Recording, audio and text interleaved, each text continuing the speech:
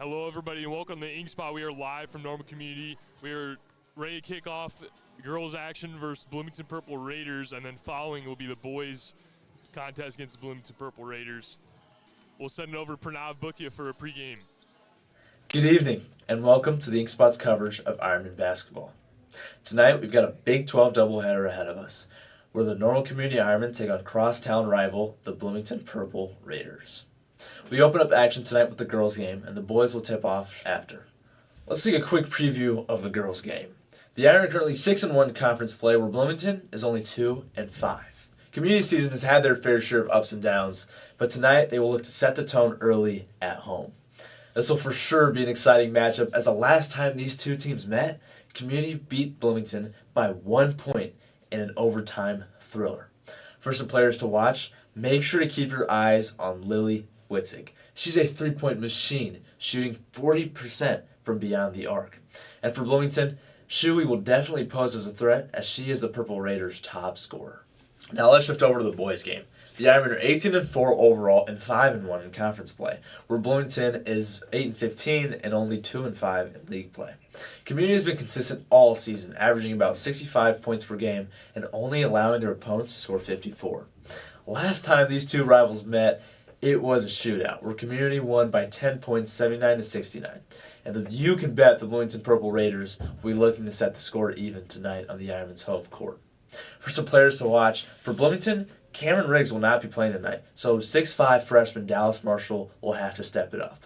But it will be tough for the Purple Raiders, as Community's Chase Caston averages 18 points per game and 8 rebounds a game will definitely not make it easy for them.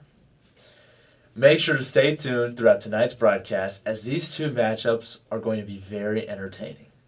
As always, this is Pranav Bhukia, and you're watching the Inkspot.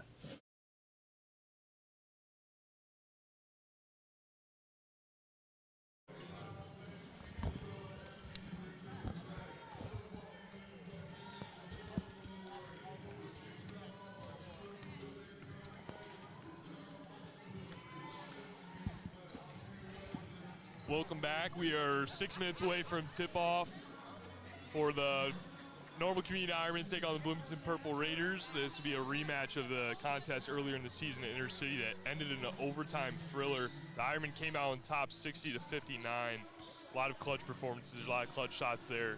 This should be a good one.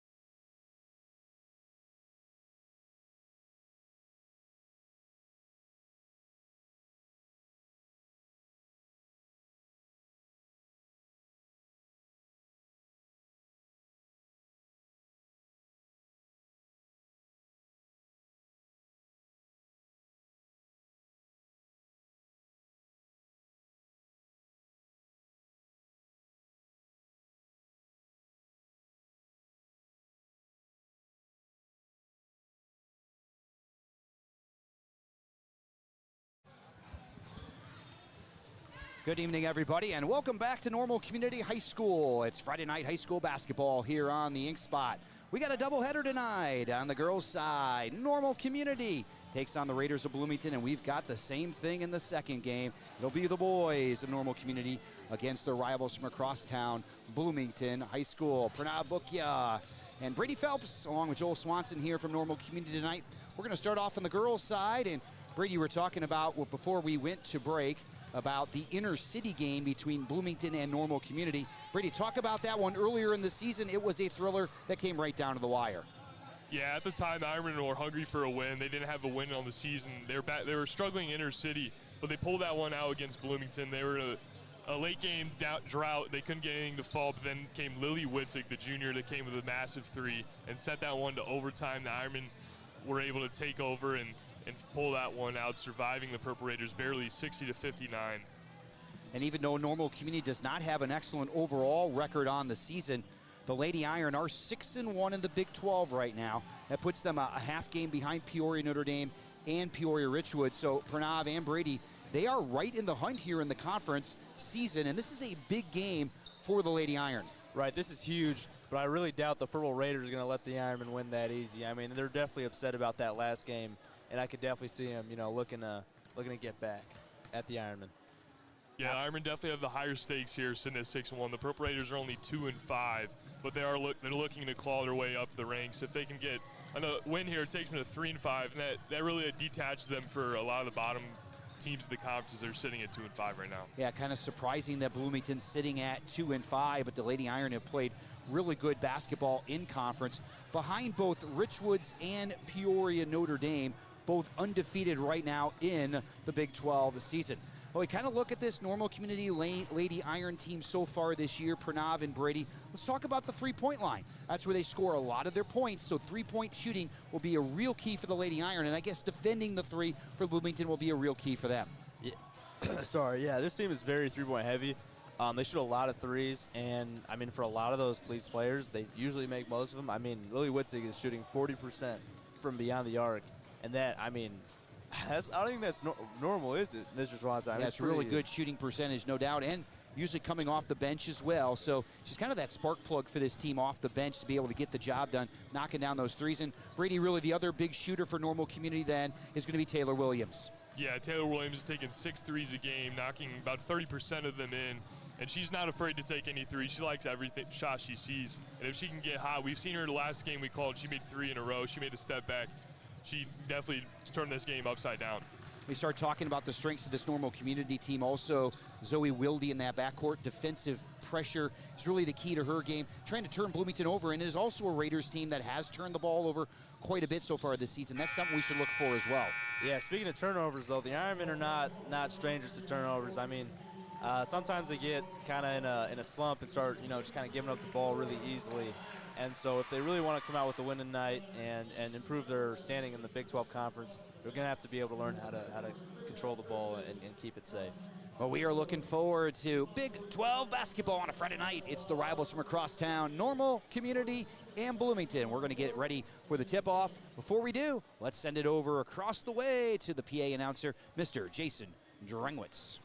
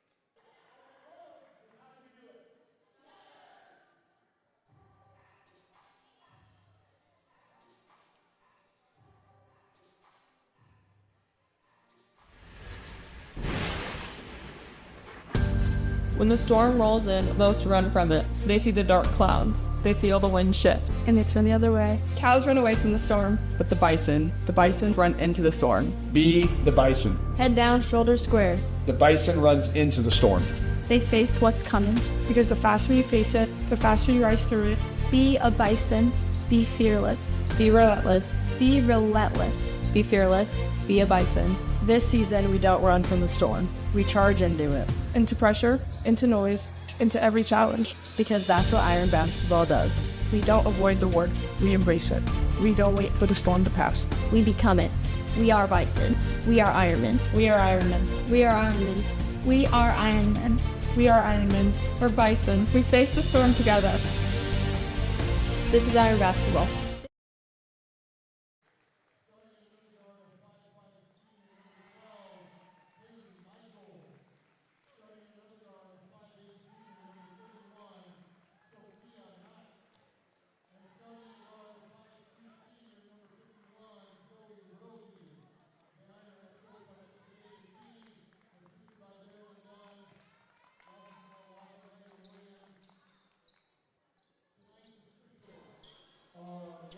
Welcome back to Normal Community High School. We are ready to tip off the girls-boys doubleheader here tonight as Normal Community takes on Bloomington. Now with our play-by-play, here is Brady Phelps.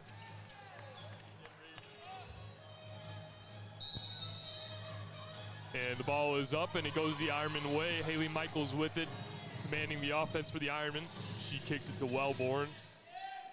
Gets it back to Michaels. Now Sophia McNamara giving it to Wellborn on the wing. Jolson Shobe working down low against the freshman. And that one will go with the Raiders. This is Lauren Shuey taking the ball up the court. And Normal Community with an early turnover, and that would be one of the keys for the Iron, trying to at least get a shot at the basket every single time down. Here's Shuey on the wing.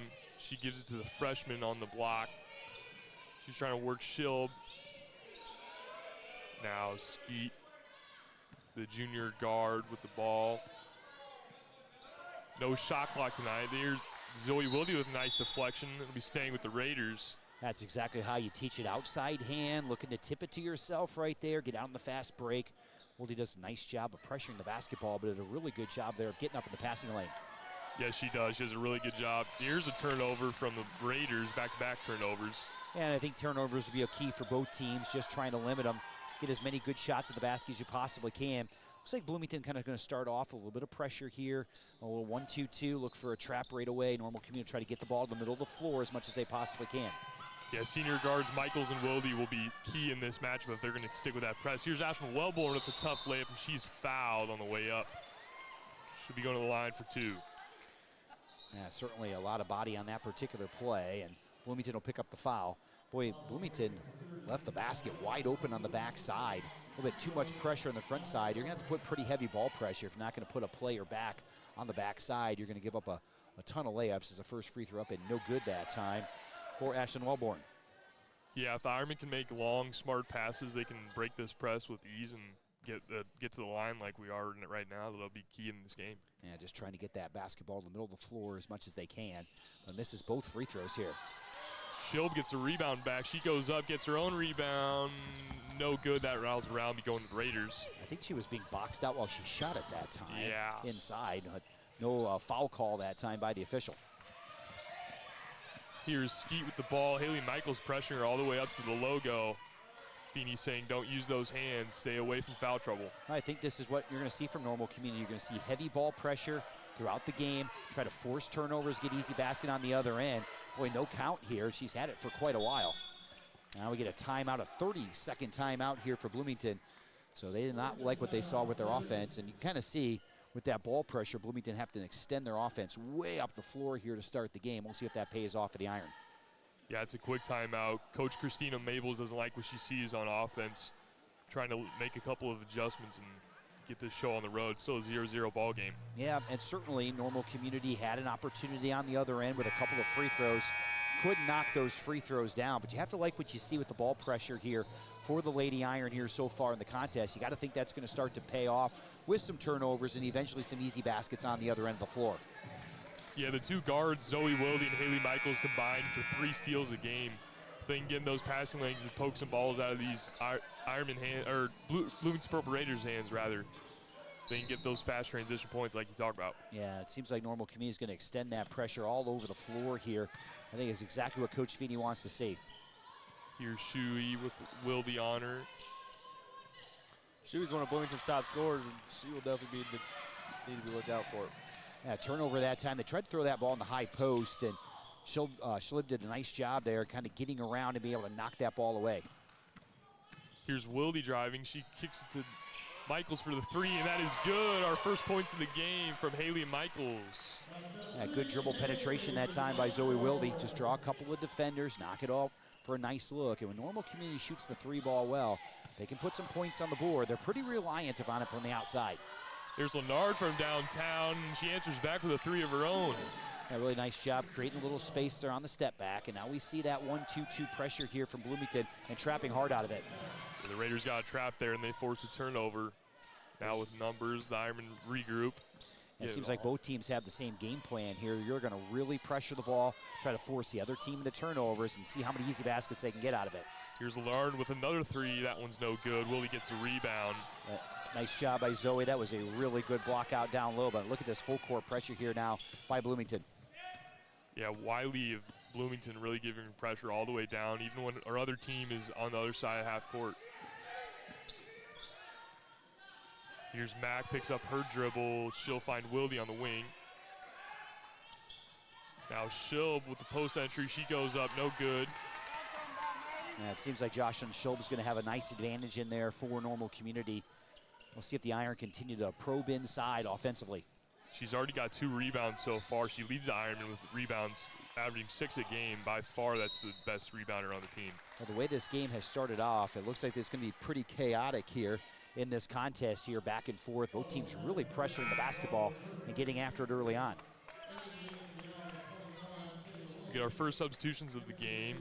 That's Taylor Williams checking in for Ashland Wellborn. The Raiders get it in. Now Shuey at the top of the key, setting up the offense. You see that deny from Taylor Williams, not letting a pass go easy. And Schilb fouled her there down low, trying to get it to Madison Embry, the 6-foot forward. Yeah, just trying to get the ball down to that high post area there. A Normal Community denying the basketball in every direction so far, on the wings and the high post, pretty much all over the floor, trying to make it difficult. Now, that could lead to quite a bit of foul trouble as well. Kind of goes both ways. It's a nice deflection by Haley Michaels. Shuey does recover, though. Lennard gives it to the new addition, Nice Bianca travel. Ellis. Good steal by the Ironmen. Yeah, nice job by Schilb there, playing that passing lane on Normal Community, throws it away. Just looking up the floor, that's a good idea, though. Pass just a little bit too far. Like the idea, and again, Sophia Mack just couldn't quite catch up to that basketball. I see Normal Community face guarding. Haley Michaels is going to play in the back. Nobody on the ball here for the Ironmen. And a good job by Bloomington that time, able to roll off that screen.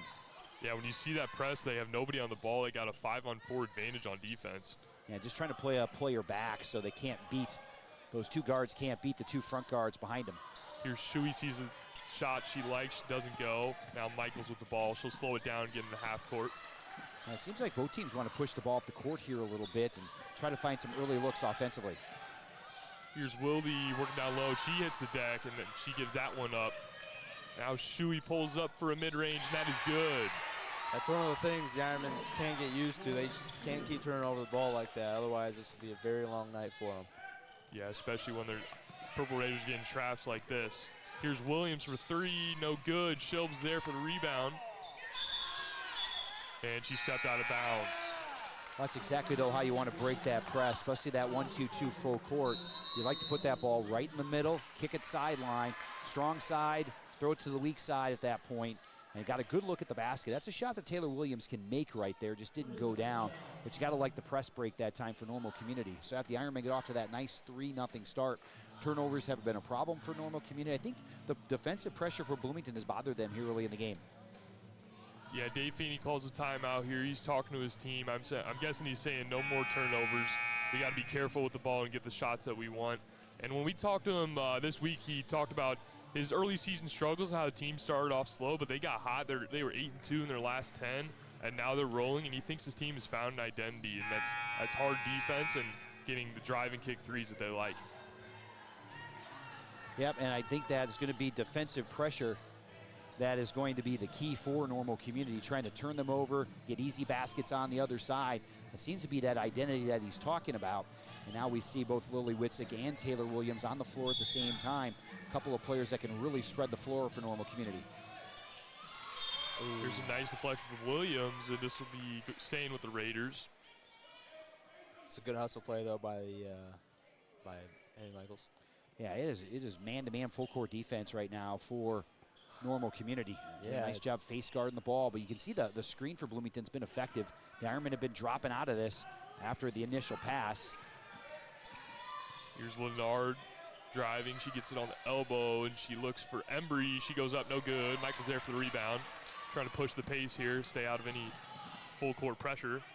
Here's Mack for three, no good. Witzik gets the rebound, and she gives it up to Embry, and the Raiders will take it up the court. Skeet with the shot fake, nice drive, and she goes up strong. Won't go. She gets the rebound back, and that is the score. Makes it a 4-point ball game. Yeah, nice job by the lefty right there, staying with it. And now Bloomington goes back to that full court press.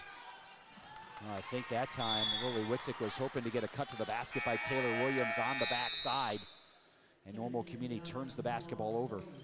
I'm wondering if Coach Dave Feeney, they've been kind of dropping out after the initial pass on this press, but if they want to run and jump a little bit out of this as well. We'll see what that looks like as the game goes along. Yeah, you just saw Haley Michaels on her team kind of calm down, slow down. I mean, it's still early in the first half. I mean, the first quarter hasn't even ended, so they were pretty. They should just get relaxed and kind of slow things down. There's some on-ball pressure. Mack gets it, and Haley Michaels dribbling with her head up, looking for teammates down the court. Now on the wing, she gives it to Mack. Ironmen looking to set up their half-court offense, get some plays going here. They've dealt with a lot of pressure in the other half of the court. And now we see Bloomington, though, kind of dropping in a little bit more at their half-court defense. Yep, there's going to be a carry that time against Normal Community. We saw the Lady Iron really extending that half-court defense. Once that press is broken, Bloomington kind of playing back a little bit more with their half-court man-to-man defense. Avery Wood now coming to the lineup for Normal Community, but the Ironmen continue with that full-court pressure.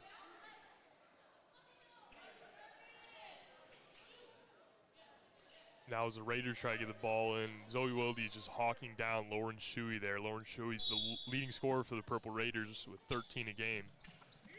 Here's a trap, and she coughs it up to Wilde. She's looking for a cutting Michaels, and she's fouled on the way up. She'll go to the line for two free throws. That's a nice-looking bounce pass that time by Zoe Wilde.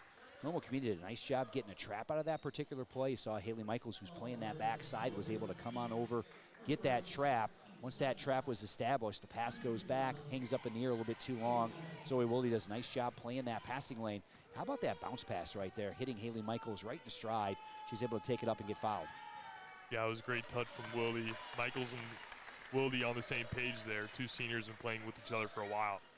So far, Normal Community now 0 for 3 from the free throw line here. So let's see if they can cash in from the line. Normal Community, Haley Michaels hit that early three, and they finally get on the board. About a 5-minute scoring drought for the Lady Iron. As much pace as we've had so far in this contest, with both teams pressing up and down the floor. Just a 7-4 score so far in the contest. Yeah, I mean, all 10 players are on this side of the court right now. Lennard breaks that press. She tries to get downhill, and she's fouled. She had a lot of full head of steam there. Yeah, it looked like Ashlyn Wellborn's going to pick up that foul right there.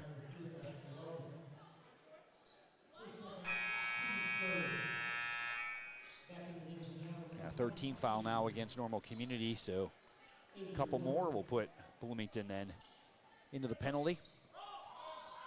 Here's a miscommunication on the pass, and there's Taylor Williams hustling for it. Michaels hits the deck, and we got ourselves a jump ball. Nice, it's going to be Bloomington basketball here, but really good hustle by both teams right there.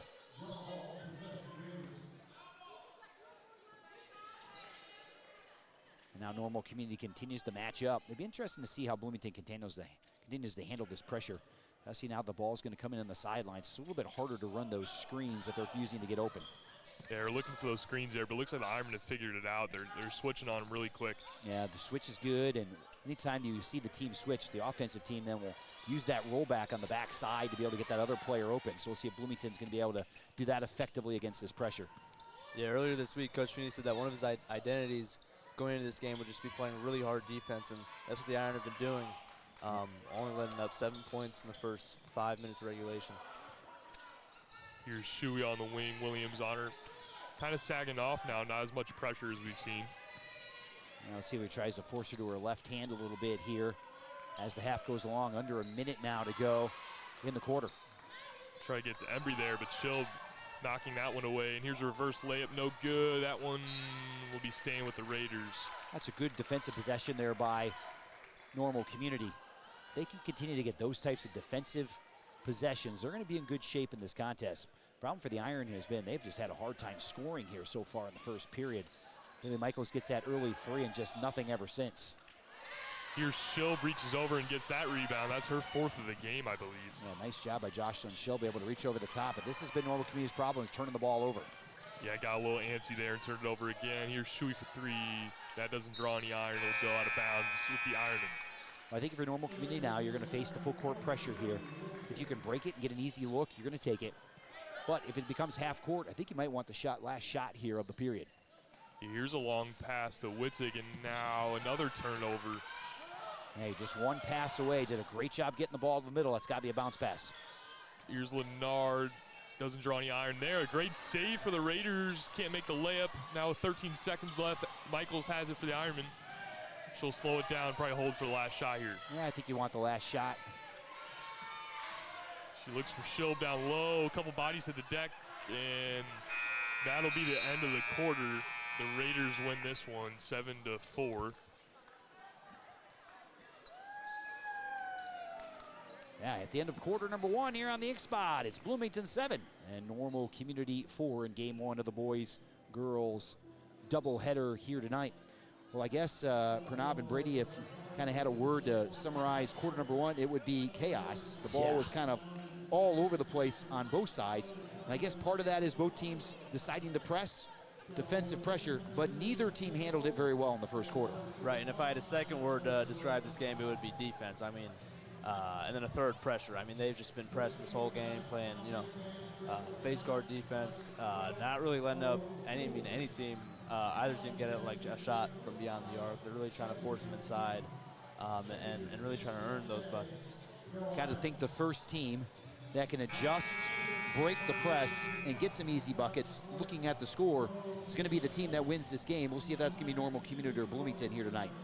Yeah, so far the Ironmen have broken that press, but their eyes get wide and they get antsy, and they're throwing away the ball. They gotta keep control of it. And once they break that press, I'd like to see them slow it down and get to the half court and get their drive and kick offense going. Yeah, I totally agree. There have not been very many turnovers deep in the backcourt. It's really been at midcourt or in the front court where they've turned the basketball over. So if they do a little bit better job of hanging on to the basketball and getting their offense. We're getting ready for the second quarter. And now with our play-by-play, Brady Phelps. Zoe Woolley taking it up the court. She gives it to Michaels, the 1-2 guard duo. Now here's Avery Wood with the ball. She finds Lily Witzig on the wing. She's trying to cause some penetration in. Here's Michaels for three, no good. Shuey gets the rebound. Yeah, Haley got a really good look at it. She has all the points for Normal Community so far tonight. Yeah, three and a free throw for Michaels. Here's Embry getting the rebound for the Raiders. Not something we've seen often. Jocelyn Shilb's been come down with every single one so far. Yeah, Jocelyn's been pretty dominant inside, and we'll see if that translates a little bit on the offensive end as well. They can establish her in the post here in the second period. Just try to put some points on the board. That's been a real struggle. Here's a double team, and Embry throws that one out of bounds. The Ironmen will have it. Yeah, nice job that time by Normal Community. Ball goes inside to Embry. Nice little double right there. Made it hard for her to spin towards the basket. This is where they've struggled, though, has been against this pressure. Here's Woolley with another good pass. She finds Witzig. She thought about shooting it there. Now Michaels on the wing. Gives it to Mack. Witzig for three. Short. And that one is short, out of bounds. Shield with the hustle play. It'll be staying with the Ironmen. Yeah, that time Lily just never got her shoulders squared to the basket right there. Really never got her feet set as well on that three-point shot. Just trying to get it off quickly. And a lot of that has to do with the pressure that Bloomington's been able to put on him here so far in the contest. The Ironmen have had a hard time getting good looks at the basket. And again, I think maybe for Normal Community, maybe looking inside and getting a post touch inside to Shilb might be good either every time down, maybe every other possession. I think that's probably where they're going to have the advantage. And so far, they haven't been able to take advantage of that. Yeah, now the 6-foot Madison Embry's out of the game. A freshman checks in for her. They might take advantage of that. Here's Witzig at the top of the key. Thought about shooting it. Now Sophia Mack looking for that post entry. Shilb has it. She goes up. No good. Had two girls on her there. Yeah, pretty nice job that time by Bloomington, able to double down low. When Shilb catches it, she's going to have to make a pretty quick move to the basket. Well, the Bloomington got away with an illegal screen there out front. Coach Feeney was all over it. Backdoor cut. Reverse layup. She's fouled. Haley Michaels is going to pick that one up. And as you mentioned, Brady, really nice backdoor cut. Good jab step that time on the strong side. Get the defense leaning just a little bit. Cut to the back door and able to find herself at the line. Yeah, if the Ironmen are going to deny, they're going to have to watch out for those back doors because that's exactly what the Purple Raiders will do. And a couple things that need to happen there. Number one, it's harder to run those back cuts and get those passes successfully there if you have really good ball pressure, and we'll see if Normal Community is able to do that. But as you mentioned, Brady, you're going to have to be able to cover up on the backside if you are going to pressure the basketball that heavily. Here's Zoe Wilde with it. Witzig in the corner.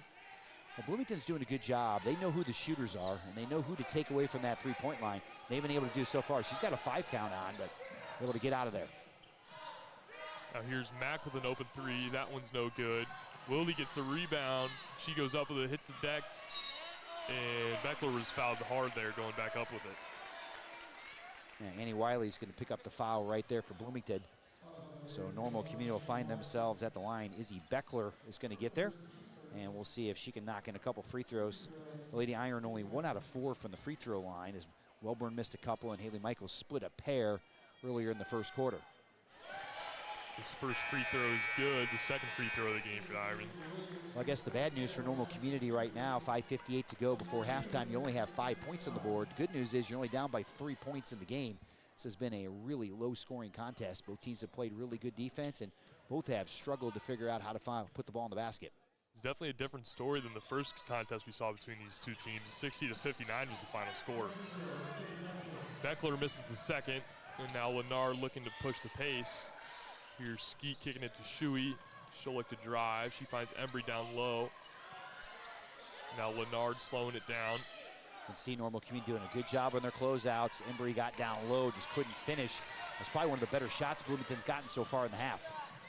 Here's Willie with the tough pass to the corner. She finds Witzig there. Now Michaels driving and kicking to Wilde. Ironman can't seem to get an open shot from three. That's exactly what they're always looking for. But yeah, Bloomington's doing a good job getting out of those three-point shooters. No doubt about that. Their closeouts have been really good. Kind of chase Normal Community off that three-point line, and they know who can shoot it as well. Here's Michaels on the wing. She thought about shooting it off that dribble and that screen for Beckler, but gives it to Witzig now. You can see Normal Community a 4-out, 1-in offense. Nice job on that little handoff there, but just couldn't make the layup. Wilde for three. This one no good. Goes out of bounds. It'll be Purple Raider ball. It almost seems like there's a lid on the rim because the Iron haven't made a shot in a shot well over. I think it was right around the 7-minute mark of the first period. Haley Michaels knocked down a really early three. Normal Community has yet to make a field goal since then, but Bloomington certainly hasn't been able to run away and hide in this contest. Here's Shuey breaking the press. Had numbers for a second there, but here's a three from Lennard, no good. Taylor Williams comes down to it. Yeah, neither team getting much in transition here so far to start this game, and Normal Community with another turnover as Zoe Wilde threw it behind Jocelyn Schilb there out of bounds. So Bloomington will have it again. Well, both teams will have quite a bit to talk about at halftime in the locker room, especially on the offensive end, trying to break down this pressure. Right. There's a good switch there on the screen. It almost had a trap, but Shuey does a good job getting rid of it. Here's a three wide open, and that is good. 11-5 in favor of Bloomington. Yeah, Bianca Ellis knocks down the first three-pointer for Bloomington tonight. And look at the heavy ball pressure now as Skeet able to turn the ball over. Now Ellis almost had another score there, and here's Skeet tearing it away from Schilb. It'll be a jump ball staying with Bloomington. Yeah, this game is getting really physical on both ends of the floor here. Officials really letting them play here so far in the first half. Yeah, now in the second quarter, they've kind of put that whistle away. We saw a lot of whistles in the first quarter, but not so much in the second. Yeah, so both teams are going to take advantage of that and try to be as physical as possible. Wildy had to foul Embry there. She had the height advantage, and now she'll be going to the line for two. Yeah, really nice job that time by Bloomington. Set a little screen, a nice rollback that time by Madison Embry. She'll get herself to the line for the first time tonight, trying to extend this lead here for the Raiders. That first one is good for Embry.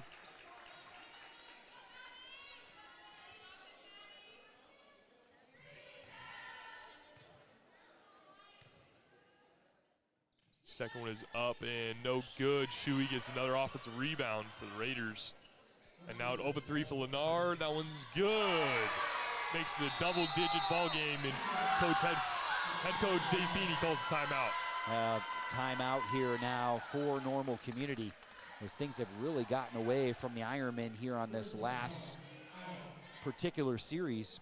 And we talked about the first team is going to be able to break the pressure, get themselves in the half court, and take advantage of some of those opportunities. Is probably going to be able to win this game or control the contest. And guys, it's been Bloomington so far here in the second period.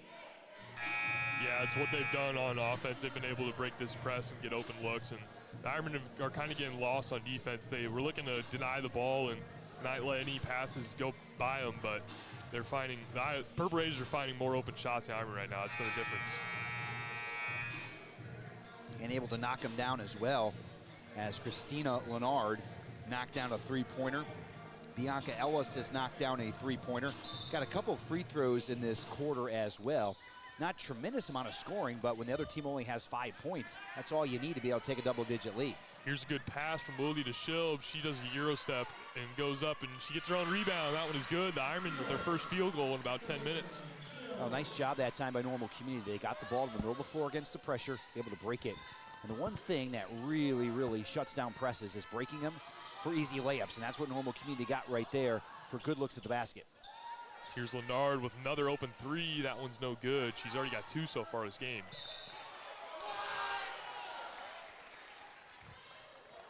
Now let's see if the Iron can do it here once again. Get that ball to the middle of the floor. And now they're looking to throw it over the top of that initial pressure. You can see the inside cut being taken by the Iron right there to be able to get up the floor. And now let's see if they can find a higher percentage shot. Here's Michaels on the wing for 3. No good. Schilb battling down low for that rebound. She's got it. Oh, but she stepped out of bounds. Oh, she traveled is the call. Yeah, just took an extra step that time. Normal Community got a good shot at the basket. Now they'll come back with their full court pressure here. They're man-to-man. We've seen Bloomington mostly with a zone press here in half number 1. Ironmen haven't gotten a 5-second count, but they sure have gotten close on those inbounds. Yeah, certainly, again, face guarding in that front court, trying to make it very difficult for Bloomington to get that basketball in. And once they do, then kind of dropping back off a little bit and playing man-to-man, pushing them up the floor. Here's Shuey driving baseline. She's trapped down low. Lennard has it on the wing now. She'll go up with the floater, no good. And it was tipped, so I believe it'll be staying with Bloomington.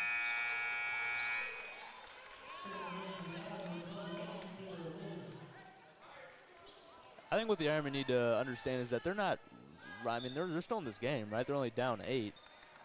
And, you know, it may seem like, you know, they're really struggling offensively, which they are, but defensively they're still doing pretty good. I mean, only holding Bloomington to 15 points. So as long as the Ironmen kind of get on a run here, they'll be fine. Yeah, I think the question here is whether the ball was tipped or not. And one official said yes, and I think the other official was just clarifying. I think Coach Feeney had a really good look at that one, and he probably doesn't agree.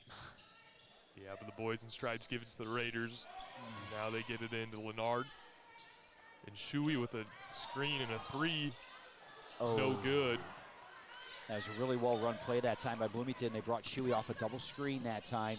Did a good job using that head and shoulder fake to get the defender to go by. Got a really good look at the basket, just couldn't knock it in. Now Witzig with a three, no good. A long rebound goes to Leonard. And a good look for Lily Witzig right there. Did a nice job coming off a screen, fading back just a little bit as the defender went underneath. Got a good look at the basket, just wouldn't go down for her as well. Yeah, if the Ironmen can get one or two of those to fall before the half, that can make this a whole different ball game.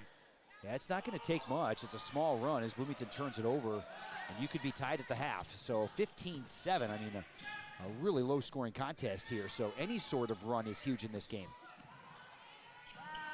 Wildy drives, and she loses that one, but they'll be staying with the Ironmen. The Raider faithful behind us do not agree, but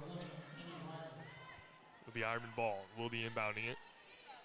Yeah, Normal Community scored 4 points in that first period, only 3 here in the second quarter. So they've really had a hard time on the offensive end. See if they can find some sort of offensive consistency, and we do have a 5-second violation here against Normal Community on the inbounds. Couldn't find anybody open. Yeah, Coach Finney's not real happy about that. It certainly has been a struggle for them here so far in the first half. Here's Leonard driving past Wildy.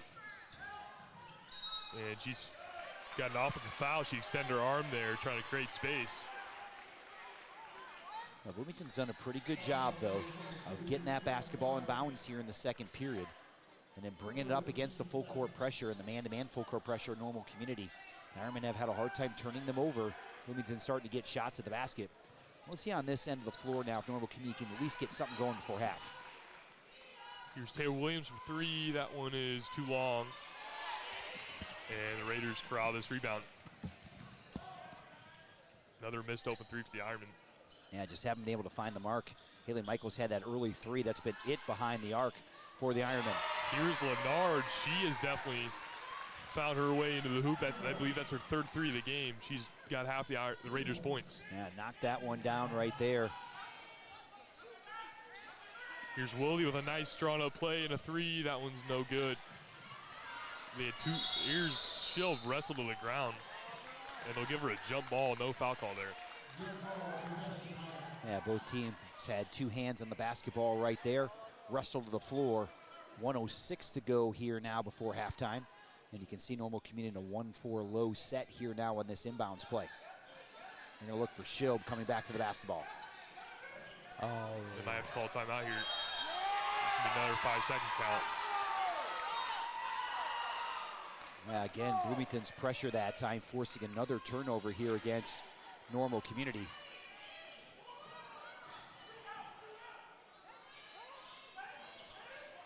Now the Ironmen with some pressure.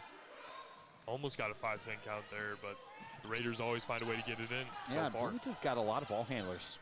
A lot of girls that can get back there and handle that basketball, and now a foul here against Normal Community. I think this is going to go against Lily Witzig. Did you guys catch who picked that one up? Yeah, I didn't see. She gets a drive, and she tries to reach in, and she picked that one up.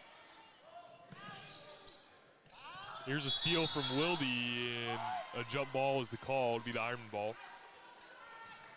It's a really nice hustle play by Zoe Wildy right there. But it's not going to mean anything if the Iron don't convert that turnover into some points. Yeah, it was a quick whistle on the jump ball. I thought Wildy had that. Thought it'd be going with the Ironman, but they get it back anyways here. A trap in the corner, and that'll be going off the foot of Leonard, staying with the Ironman.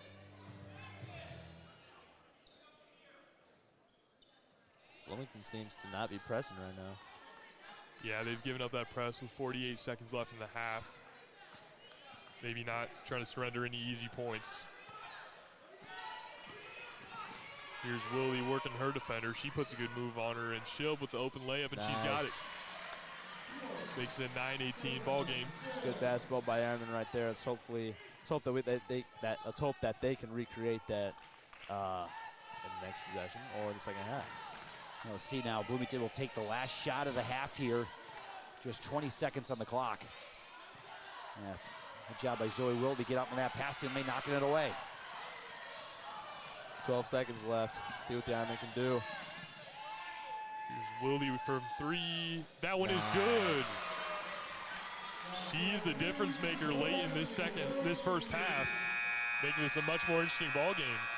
That was a great way to end the first half right there. Yeah, you saw in the last 3 possessions, Willie drives and gets past her defender and finds Shope with a beautiful pass. That's the score there. And then on defense, she gets a steal and the 3, making the difference, accounting for 5 points there at the end.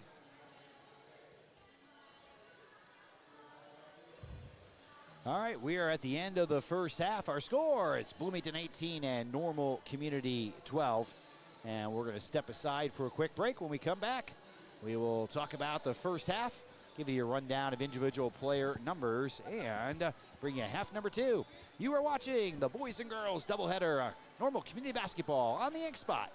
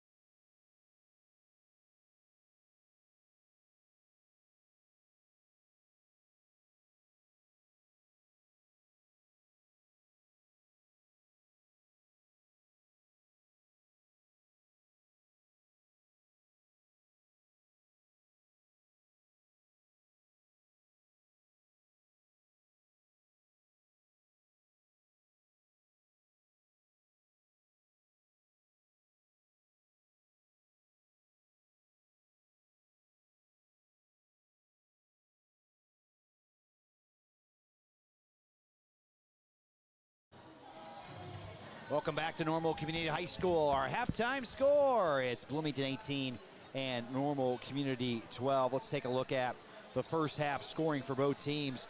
First for Normal Community, Jocelyn Chilb had 4 points. Haley Michaels had 4 points. Zoe Wilde, 3. Izzy Beckler had a lone free throw. The Ironmen scored 4 in the first, 8 in the second, 12 total points in half number 1. For Bloomington, Christina Lennard was the big scorer. She knocked in 3 triples, 9 points for Lennard, 3 points for Josie Skeet, 3 for Bianca Ellis, 2 points for Lauren Shuey, and 1 single point for Madison Embry. The Lady Raiders had 7 in the first, 11 in the second, 18 on the board in half number 1. That's our score, 18-12 here at halftime. Well, gentlemen, both teams struggled offensively in that first half. We'll see if somebody can get it going. Bad news for Normal Community.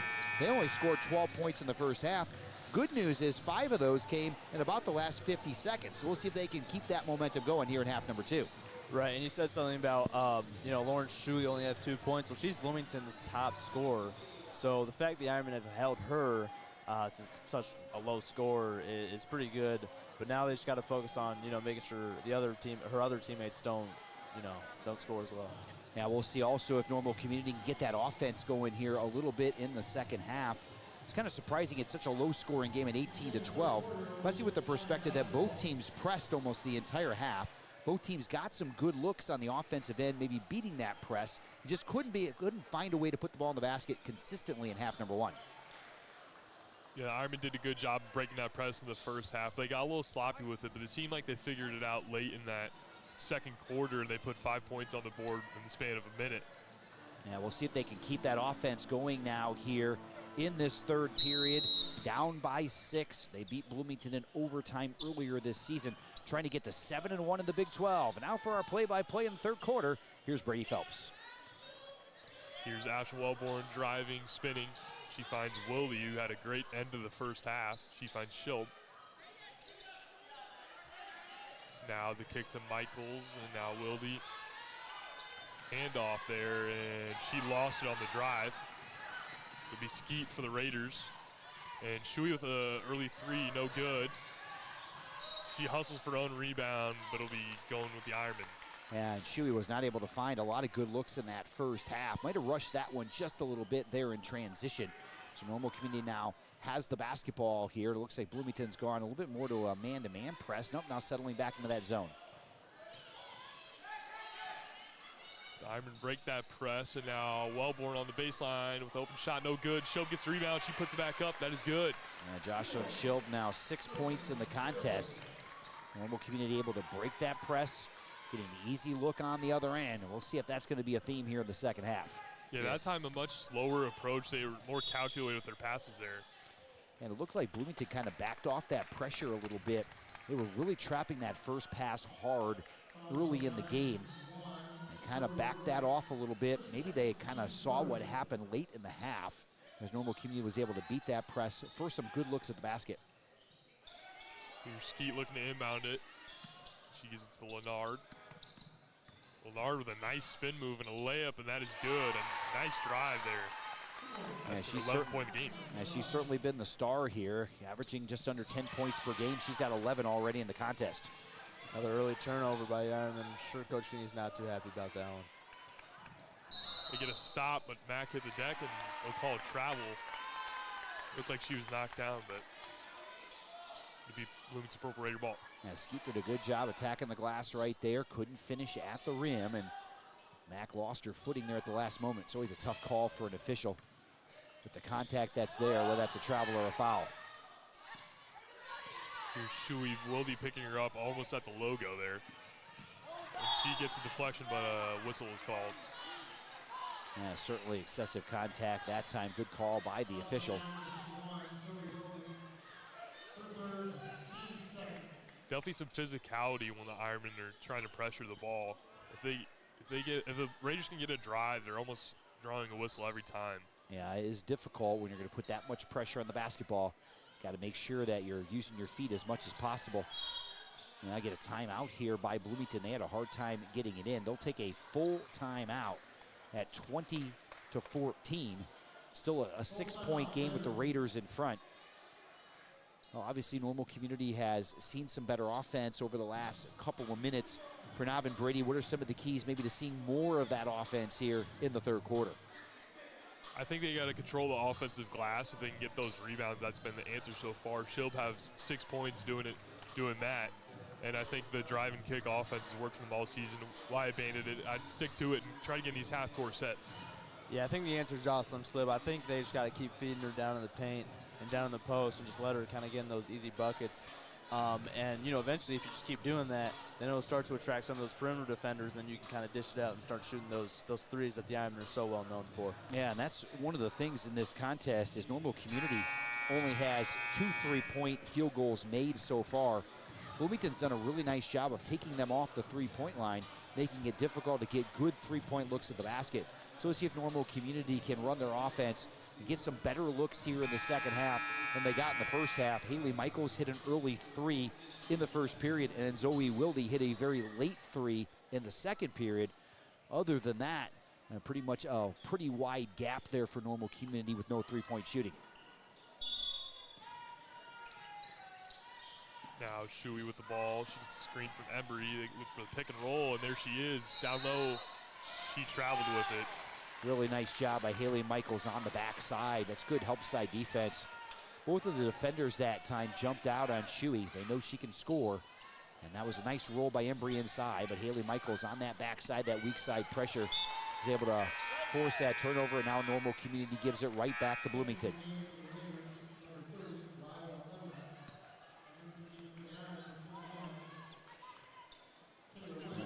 Normal Community's got that deep roster. Coach Feeney's going to continue to bring players in. Maybe at this point, with only 14 points on the board, just trying to find the right combination, as Bianca Ellis is going to pick up an illegal screen foul right there. Just kind of got that hip out a little bit on that screen. Raiders will just go with a one-man press here. Just Wilde working their defender.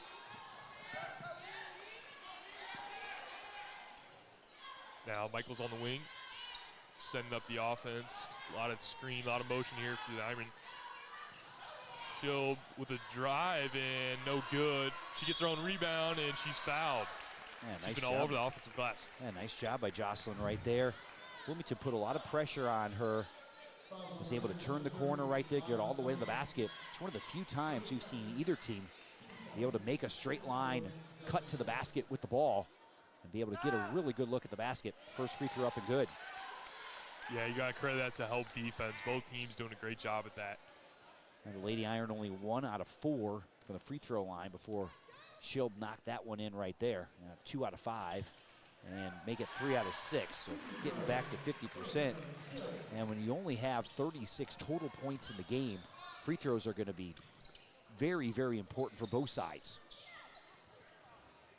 Yeah, Shield picks up her 8th point there, and I think all of them have been on offensive rebounds. If she doesn't make the first one, she's getting the second one back. Yeah, nice job by Zoe Wilde. Keeping Bloomington from being able to reverse it as Bianca Ellis comes free for just a second, but got her too far down underneath the basket right there. And the Iron come away with it. It was a nice backdoor cut, but the Ironmen saw that and they got in the lane. Here's Shield in the post. She goes up. She's fouled again. She'll go back to the line. Now, Bloomington had that covered pretty well right there. And Shield did a nice job of meeting the basketball. Just took one extra step to go get it. Was able to corral the basketball, and then the Raiders were all over the arm that time. This is a chance for Normal Community now to get back within 2 points with a couple of free throws here. First one up and good. The Iron were down 18-7 in this contest, getting later parts of the the second period. Now back within 3 here with 5:26 to go. Chipping into that deficit, there's Shield with her 4th free throw in a row. And she's got 6 in the quarter. All 6 points for Normal Community have come from Jocelyn Shield, as they've really done exactly what we talked about, which is pound that basketball inside. And now we see Madison Embry back in the contest, just 1 point. Just gives them a little bit more of a physical option down there against Jocelyn Shield. Yeah, Madison Embry averages 7 rebounds a game for the Raiders, but tonight it's been all Shield on the glass. Here's Shuey on the wing, looking for Skeet on that cut. Yeah, look at the defense that Zoe Wilde's been playing. Shuey's had a hard time finding anything. There's Leonard with another jump shot. That's 13 for her tonight. Yeah, 13 points for Leonard and only 9 for the rest of the team. So she has absolutely carried that offense for the Raiders. Embry takes that one away. And now Shuey will pull up on transition, no good. Yeah, she finally got a good look at the basket. That's probably the best, most open shot she's had all night. I think Zoe Wilde got caught up with the rest of the defenders. Mack pulls up, and that one is good. She shows Shuey how it's done there. And that makes it a one-point ball game. Third three-pointer tonight for the Lady Iron. And they draw now within 1 point. Slowly but surely, they've been getting themselves back in this contest. Trailed 18-7. This is a nice run by Normal Community. Another pass deflection for the Ironmen, causing that steal, but they cough it up. Now Bloomington now going to set things up. Here's Skeet with a crossover drive and a layup too strong. Embry gets the rebound. And Michaels finally corrals it. Now we'll see if Normal Community will continue to push the basketball up the floor. And Willie loses that one. Might have been fouled there on the drive, but now the Raiders have numbers, and Zoe Willie knocks that one out of bounds, disrupting that fast break there. And the officials have really let both teams play here so far in this contest. And it's now Bloomington trying to extend that lead. Just at a single point right now. Great play by Taylor Williams. Williams snatches that out of thin air. Yeah, that was impressive play that time by Taylor. Maybe underestimated the vertical there. Yeah, certainly getting up in the air. Willie drives and kicks for Mack. She's just had a three, but she gives it to Michaels for the three. She's got it. And the Ironmen with their first lead in the ball game. Yeah, Normal Community has found it. And you notice that Normal Community now has backed off that full court press here in the second half, just playing good half-court man-to-man defense. Schob knocks that one away. And still forcing turnovers out of it. And the Raiders can't get that post entry. They find Mack down low on the block, no good. She gets a rebound, no call there. And Leonard goes up on Wilde, no good, and Embry's there for the rebound. The putback, she'll go to the line. Yeah, it's been a really physical game, but the officials have been very consistent. They have really let them play in this contest. And now Madison Embry will head to the line. She's 1 out of 2 from the free throw line so far. Normal Community trying to get to 7-1 in the Big 12, chasing Peoria Richwoods and Peoria Notre Dame. Bloomington tried to just win their third Big 12 conference game of the season. And so far, these two teams have been very evenly matched here. 3:07 to go in the third period. The Iron with just a 2-point lead, and Madison Embry now with a chance to tie the game. Embry can't make the first one, but like you talked about, this is a very close game, just like the first one we saw before with these two teams in the inner city. That one was overtime. And right now, Bloomington just 2 out of 5 from the free throw line here in the contest. Embry makes the second one and cuts the Iron lead to 1. Yeah, it's kind of funny. Both teams now have backed off their pressure. They're both settling into the half court here. Both teams pressed the entire half in half number 1. Now both teams kind of backing off that pressure here in half number 2.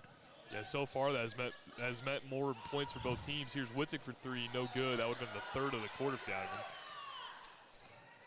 Michaels with a 3, and she's got that one. That's back-to-back threes for Michaels. Yeah, she's got 3 triples in the contest now. 10 points for Haley Michaels.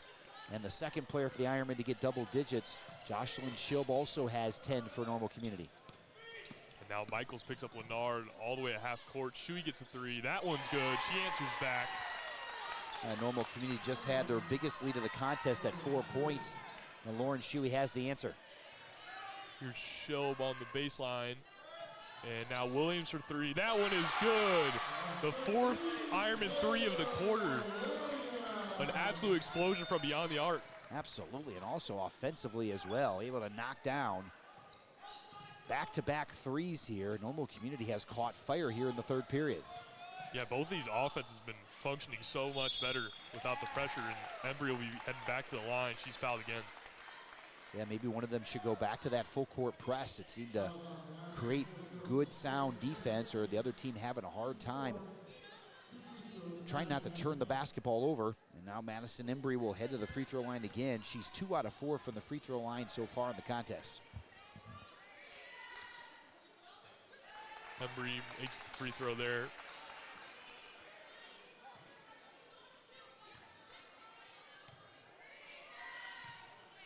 Head coach Christina Mabel's telling her Raiders to switch on those screens. And Embry misses the second free throw, and now the Ironmen have it.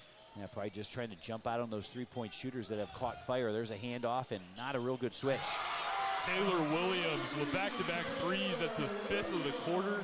15 points from beyond the arc in this third quarter for the Ironmen. Yeah, 19 total points in the quarter for Normal, 21 total points for Normal Community in the quarter so far. They have really caught fire. Lauren Shuey now with it, gets to Leonard. She drives, and that layup is good. Every time the Ironmen score, it seems like the Raiders have an answer. Yeah, Leonard's got 15 of their 29 here in the contest. Williams for a third three in a row, no good. So she gets that ball off quick, and Bloomington's going to throw it out of bounds. Now, it doesn't take Taylor Williams long to get her shot off. Does a great job setting her feet, squaring up. And has been able to knock down a couple threes here so far in the third period. Haley Michaels has 2 threes. Taylor Williams has a 3. Sophia Mack knocked down the first one for the Lady Iron. So they've gotten red hot now behind that three-point line. Now the Ironmen with some momentum on offense. Look to set it up a little slower pace here with 49 seconds left in this third quarter. Now you can see the 4-out, 1 in offense here for Normal Community. Now Shob in the corner with the ball. She's trapped, but she finds Witzig in the corner. That one's up, no good. And there's Shob going to the line again for the third time in the second half. She's been all over the offensive glass. She's got to be in double digits by now, I'd assume. And so far, 4 out of 4 from the free throw line. It's been a big part of her game so far this evening. Knocked in 3 field goals, 4 free throws, double digits, and there's another one that goes down.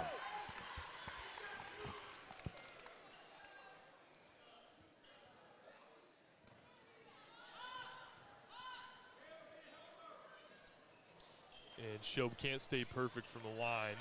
Misses that one, but she's 5 for 6.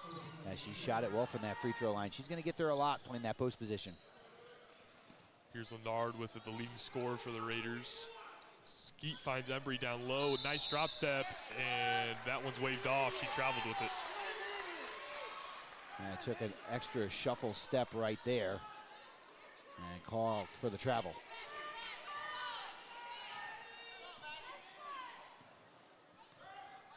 Now 15 seconds and winding down left in this third quarter. Ironmen will likely hold for the last shot. Yeah, going to spread it out here now. See 4 players out. Jocelyn Shob will kind of sit behind there. And Taylor Williams no good from 3. That'll be the end of the quarter, but 5 threes for the Ironmen there in that second half. That's more points than they had in all the first half. Yeah, that was an impressive quarter there by Normal Community. Well, we head to the final period. It's Normal Community 34 and Bloomington 29. You are watching game 1 of the boys-girls doubleheader on the Inkspot. Well, guys, that's kind of what we were looking for. Normal Community stepping up, knocking down that three-point shot. Pranav, your thoughts about the third period? Yeah, I mean, that was a really good offensive performance by Normal Community. Just making those 5 3-pointers and propel them into the lead. And defensively, although they have, they've gave up a couple buckets, they've still been playing really well, and they've still been playing hard on defense. Yeah, Brady, your thoughts on quarter number 3 for the Lady Iron? Yeah, the Ironmen finally got those open looks going, and they made 5 threes, and that's really what's given this lead. They took their first lead with 3 minutes left in that third quarter. That was the first lead of the game, so I think the Raiders might be talking this over, might be looking to go back to that press because that was really working and shut down this Ironman offense. Holding to only 12 points in the first half, and now the Ironman up to 34, almost double what they had in the first half. Yeah, it's interesting that both teams pulled off the press in that third period, especially after both teams were fairly successful with it. Normal Community holding Bloomington to just 18 first half points. Bloomington holding Normal Community just 12 first half points. So the defense was not a problem for either side in half number 1. But the offense has really got it going there in that third period. Normal Community putting 22 points on the board. On the other side, Bloomington putting up 11. So both teams had good offensive third periods, but an offensive avalanche for the Lady Iron. Witzig picking up Skeet all the way at half court. And now Wiley drives, She gives it to Lennard, and Lennard with another bucket. She's coming for that 20 mark in the ball game. She's got 17 now of their 31 points, so she has really carried the offensive load. Here's a double team on Michael. She gets out of that and finds Mack on the wing. She kicks to Williams in the corner, and with the floater, that one is good. Williams with another bucket. She's got 8. Well, Taylor Williams, you have to respect that ability to be able to shoot that three-point shot. Nice little head and shoulder fake right there. Gets the blow by. Good 2-foot jump stop. And able to knock in that 15-footer. Now Skeet on the wing. A lot of pressure from Lily Witzig there. She gets the drive-by. Layup's no good. Williams taking the ball up the court. No Zoe Wilde in the ball game as of now for the Ironmen. Lily Witzig drives and finds Shilb. Wide open layup. That is good. Yeah, nice job by Lily right there. Able to put that ball on the deck with the left hand, draw a couple of defenders, and drop that nice little dime right there. And now the Iron, their biggest lead of the contest here at 7 points with 6.5 to go.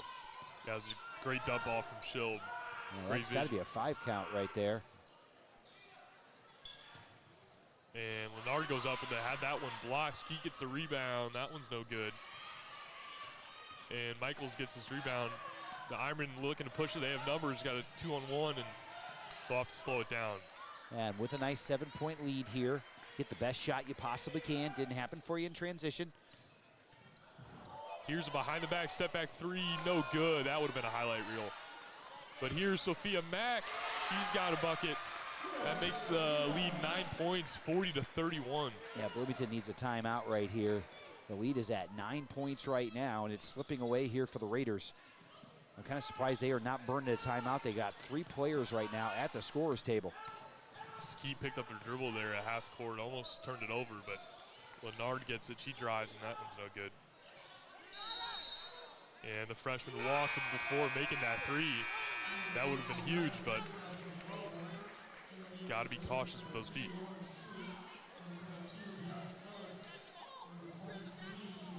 So now Normal Community getting an opportunity here to, for the first time, to build a double-digit lead here in this game.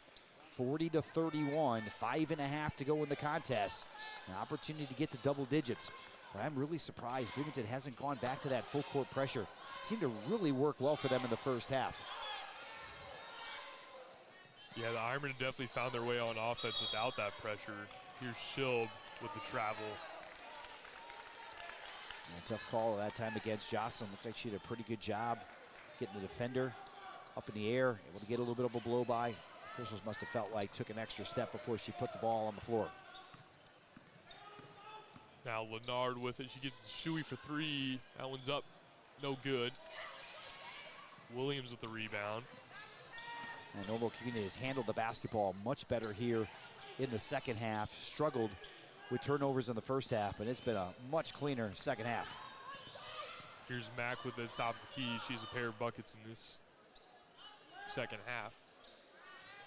Michael's driving baseline, and that one is good. A double-digit lead now for the Ironmen. It's up to 11, the largest of the game for either team. Yeah, Haley Michaels has 12, and Bloomington's going to turn it over again here in the backcourt, over and back against the Raiders. Now Michaels has 12 in the game. Jocelyn Shilb has 12 in the game as well. Taylor Williams has 8 for the Lady Iron, and they have found most of that offense here in the second half. Just 12 first half points. Put a 30-point on the board here in the second half, and we got a warning here against Bloomington, I do believe. I think head coach Dave Feeney has put on a coaching masterclass here in the second half. Definitely making the better adjustments. It's cause for an offensive explosion. They did a nice job of getting those three-point shooters open, but remember, this half started with them really going inside to Jocelyn Shilb. There's a nice dump off to Shilb, and she gets another bucket. Well, now Bloomington really has to extend this defense here, and Bloomington will call that timeout.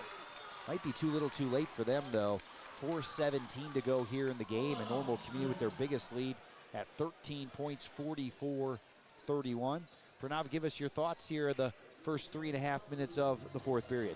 Yeah, I mean, the Ironmen are now just playing their usual basketball, right? They're creating space, they're passing the ball well, and they're just able to find that open person and for them to take that open shot and be able to sink it. So the Ironmen are currently doing really well right now. And let's just hope that they can keep this momentum going as the last 4 minutes play out. Yeah, Brady, your thoughts here on the first 4 minutes of the fourth period. Yeah, in the third quarter, it was all threes for the Ironmen. That was the story, but now Jocelyn Shilb's gotten hot from down low. She's getting open looks. In the first half, that was courtesy of her own rebounds, but now it's courtesy of good guard play, good driving, and good dump-off, setting her up. Yeah, in that third period, Normal Community did knock down 5 triples. They knocked in 5 free throws, and the lone field goal 2-point basket was Jocelyn Shilb, and that was early in the third period. You're exactly right, though. In the fourth period, Normal Community has 5 baskets, all 2-point field goals here. So Bloomington's had to extend that defense to take away the 3-point shot, and Normal Community has taken full advantage of that. Outscoring now Bloomington 10-2 here in the fourth period and trying to put things away now with 4:17 to go in the contest.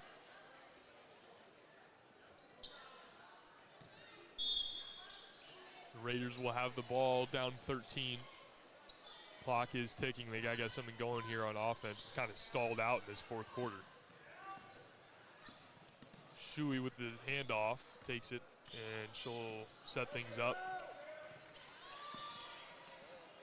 Lennard's been a hot hand tonight. She's driving. She looks to go up. That one's stripped. And it'll be Purple Raider ball. A good help side defense that time by Normal Community. Really clogging up the lane right there as Haley Michaels now will re-enter the lineup. Zoe Wilde will come out for Normal Community. Zoe had some good minutes right there. A couple of nice assists for the Lady Iron.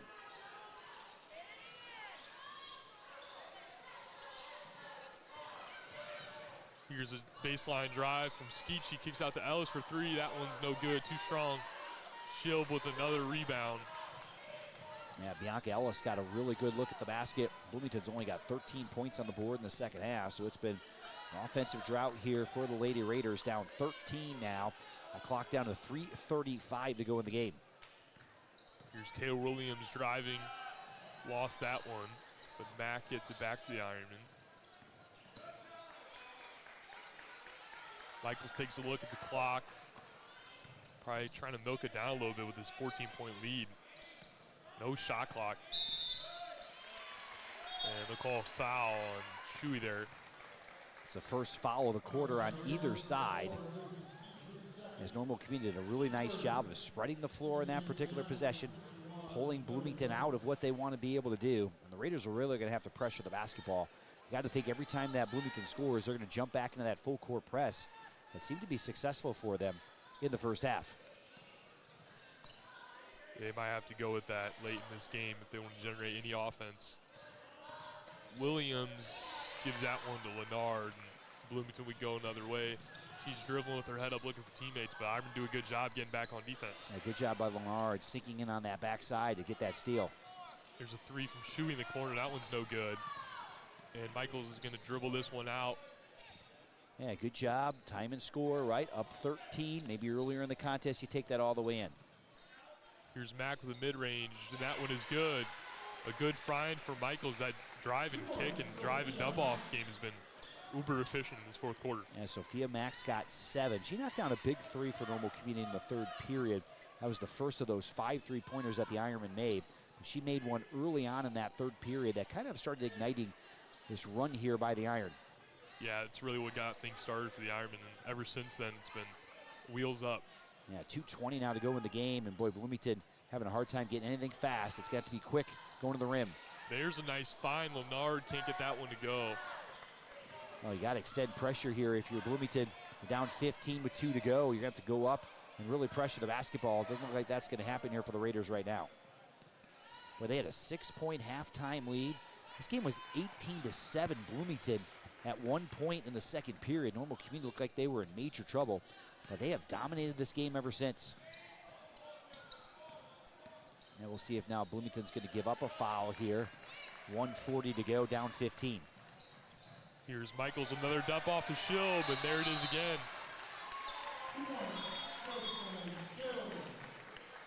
Full timeout from head coach Dave Feeney. Yeah, Jocelyn Shilbs had a big second half for Normal Community. She's got 13 second half points. And guys, pretty much most of them have come exactly what we just saw. A dribble drive. She opens herself up in that post area. Nice little bounce pass. Jocelyn Shilbs pretty much made a living on that particular play here, especially in the third and fourth quarter. Yeah, I feel like I've seen that play almost like 4 times tonight. Yeah. It just works every time. So no wonder they keep doing it. Yeah, that's just dribble penetration right there. And if you look at Normal Community's offense, a lot of it is 4 out, 1 in set. Jocelyn is usually that 1 inside. It's going to play that post position. If you get that dribble drive, you kind of play down behind the defense. As soon as you draw the defense, she'll step up into that open spot. And she's been able to shoot a number of layups here, especially in this fourth period, as if they've had to extend their defense. Interesting for Bloomington now. They're going to have to score as quickly as possible. And you think if they do score, they're probably going to set up a full court press. I'm actually kind of surprised they went away from that press in the second half. It gave Normal Community a lot of problems in half number 1. Right, and it was working. I mean, the Iron only scored like 7 points. Yeah, 12 points in the first half, but you're right, 7 all the way to the last 1 minute of the second quarter. And then I don't know why they just kind of gave it up. And I mean, it's helped the Iron a lot, actually. So yeah, you got to think that might be one of the differences in the game here so far, but it's got to happen fast for Bloomington. Sure, we can't get that 3 to go. Michaels gets the rebound. Yeah, do you give a foul at this point or just kind of play this thing out? You're down 17 now with 1:20 to go, and looks like Normal Community is going to cruise home. Well, this gets the Lady Iron now to 7-1 in the Big 12. As a foul on Bloomington right there. So not a great overall record right now, but still 7-1 in the conference, kind of nipping at the heels of the conference leaders, and a good win tonight. Yeah, Peoria Richwoods and Peoria Notre Dame sit at the top of the Big 12 conference. They're both undefeated, but they'll have to face each other, so one of those teams will lose. So that'll be a L in the column for one of those teams. So all the Ironmen need is a loss for the other. Now Taylor Williams comes out of the contest here as Coach Feeney is emptying the bench here for Normal Community, trying to get a lot of new players here in the game. We'll try to pick them up as well as Ella Michalak has the basketball for the Lady Iron. Here's Ava Turner with her first minutes of the game. Feeney will call a timeout. Yeah, I think Coach Feeney called a timeout right there just to be able to get Addie Taylor, I do believe, in the game for Normal Community. And sometimes when you get 5 new players on the floor, everybody just has to figure out where they're going, and I think that's what the timeout is for. Well, 18-7. Bloomington was up 11. Now the Ironmen up 17. That's a 28-point turnaround. Pranav, what was maybe the difference for Normal Community in this 28-point turnaround from that second period? Well, for starters, it was definitely Taylor Williams going on that heater in the third quarter, making a bunch of threes, as well as her teammates, totaling 5 threes in the quarter, if I'm not mistaken. Yep, that's correct. And that those 15 points definitely helped, kind of give the Iron that motivation and that momentum that they needed to show that they actually can do this, and this is a team they can actually play with and beat. And so that third quarter really helped them out a lot. Yeah, your thoughts, Brady, on maybe this plus 28 since that early run by Bloomington in the second period? Yeah, like Pranav said, Taylor Williams got hot from beyond the arc, and so did Haley Michaels. She made back-to-back threes in that third quarter, and that's forced the Raiders to step up and respect that shot. And she's been able to blow by and find those easy dump-offs to Jocelyn Shilb. Now all new lineup for the Ironmen with the clock ticking down. 1:07 left in this ball game. All senior lineup. Ava Turner has it. She's fouled. And it's going to be the third team foul against Bloomington, so still Normal Community not going to the foul line. We'll see if Bloomington fouls again here. They're just going to play this out. And it looks like Ella Michalak stepped out of bounds there. It'll be Bloomington ball. Yeah, 1 minute to go in the contest. Definitely a different story in this contest. Not going to overtime. We're getting this one done in regulation. And the Ironmen have extended this lead to 17 rather than 1. Embry down low. Can't get that one to go. Good defense from Niekamp. And now the Ironmen will look to dribble this one out. It's going out of bounds towards our TV setup.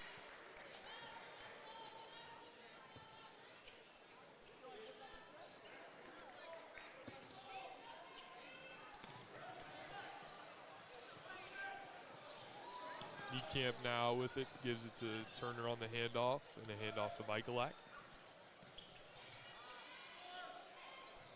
And there's Michalak finding an open shot, no good. Yeah, well, it was almost right place, right time, and now Ella's going to pick up a foul right there. And the clock down to 23.8 seconds to go here in the contest. And we'll see if this is the last offensive possession here for Bloomington. And the Raiders have been stuck on 31 for quite a while. Only 2 points in the fourth quarter for Bloomington, and Normal Community has outscored them 14-2 in the final period. It looks like Bloomington get the last possession here. There's a nice pick and roll action there. Embry gets the last basket of the game. That makes it a 15-point game when it's all said and done. Our final score here from Normal Community High School tonight. The Lady Iron rally in the second half, down by 6 at half, and they win it 48-33. Radiant Pranav and I will be back here in just a moment. You are watching Iron Basketball on the Inkspot.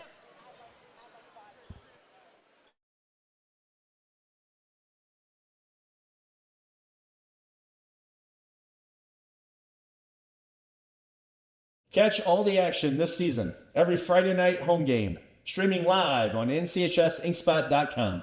Don't miss a shot, a rebound, or buzzer beater. Be there, and if you can't, watch it on the Inkspot.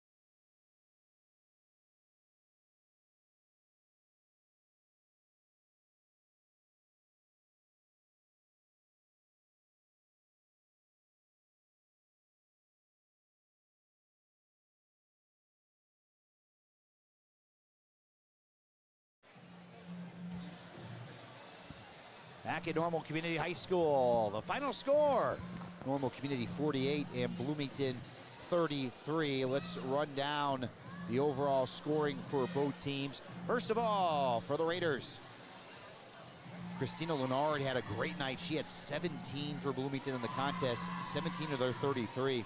Lauren Shuey, the leading scorer coming in, held to 5 points tonight. Madison Embry had 5 points as well. Josie Skeet had 3. And Bianca Ellis also had 3 for the Raiders. 7 points in the first, 18 at half, 29 after 3. They finished with 33 tonight. On the other side for Normal Community, the winners this evening, Jocelyn Schilb, 17 points in the contest. Haley Michaels had 12. Taylor Williams had 8. Sophia Mack chipped in 7. 3 points for Zoe Wilde and 1 point for Izzy Beckler. The Lady Iron had 4 in the first, 12 at halftime, 34 after 3. And they finished with 48 in the contest, 48-33 the final. Bloomington led this thing 18-12 at half. But Normal Community, the big quarter was the 22-point third quarter, outscoring Bloomington 22-11, and then went on to outscore Bloomington 14-4 in the fourth period to take command of the contest.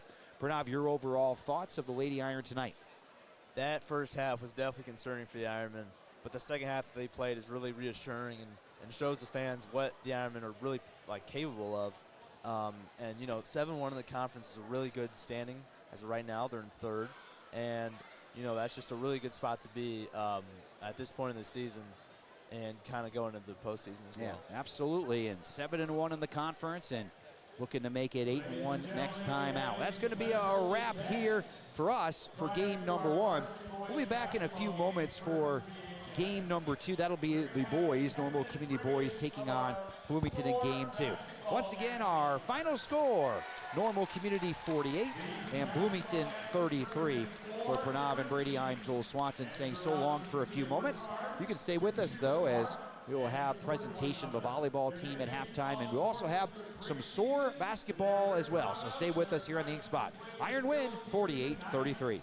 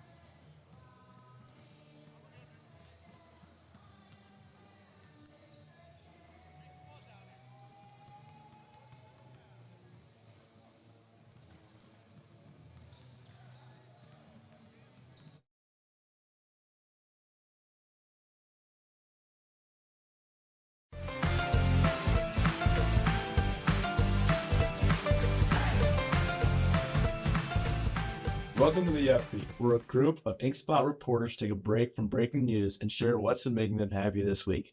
I'm Pranab Bukya, and this week I'm alongside Anna Chang and Colton Harris as we try to put some happiness back into the headlines. Anna Chang, why don't you start us off? What's been making you happy this week? I like the snow and the cold that we had. I lived in North Dakota a few years ago, and we used to get a lot of snow like up to here, but no, I don't see snow that much anymore, so.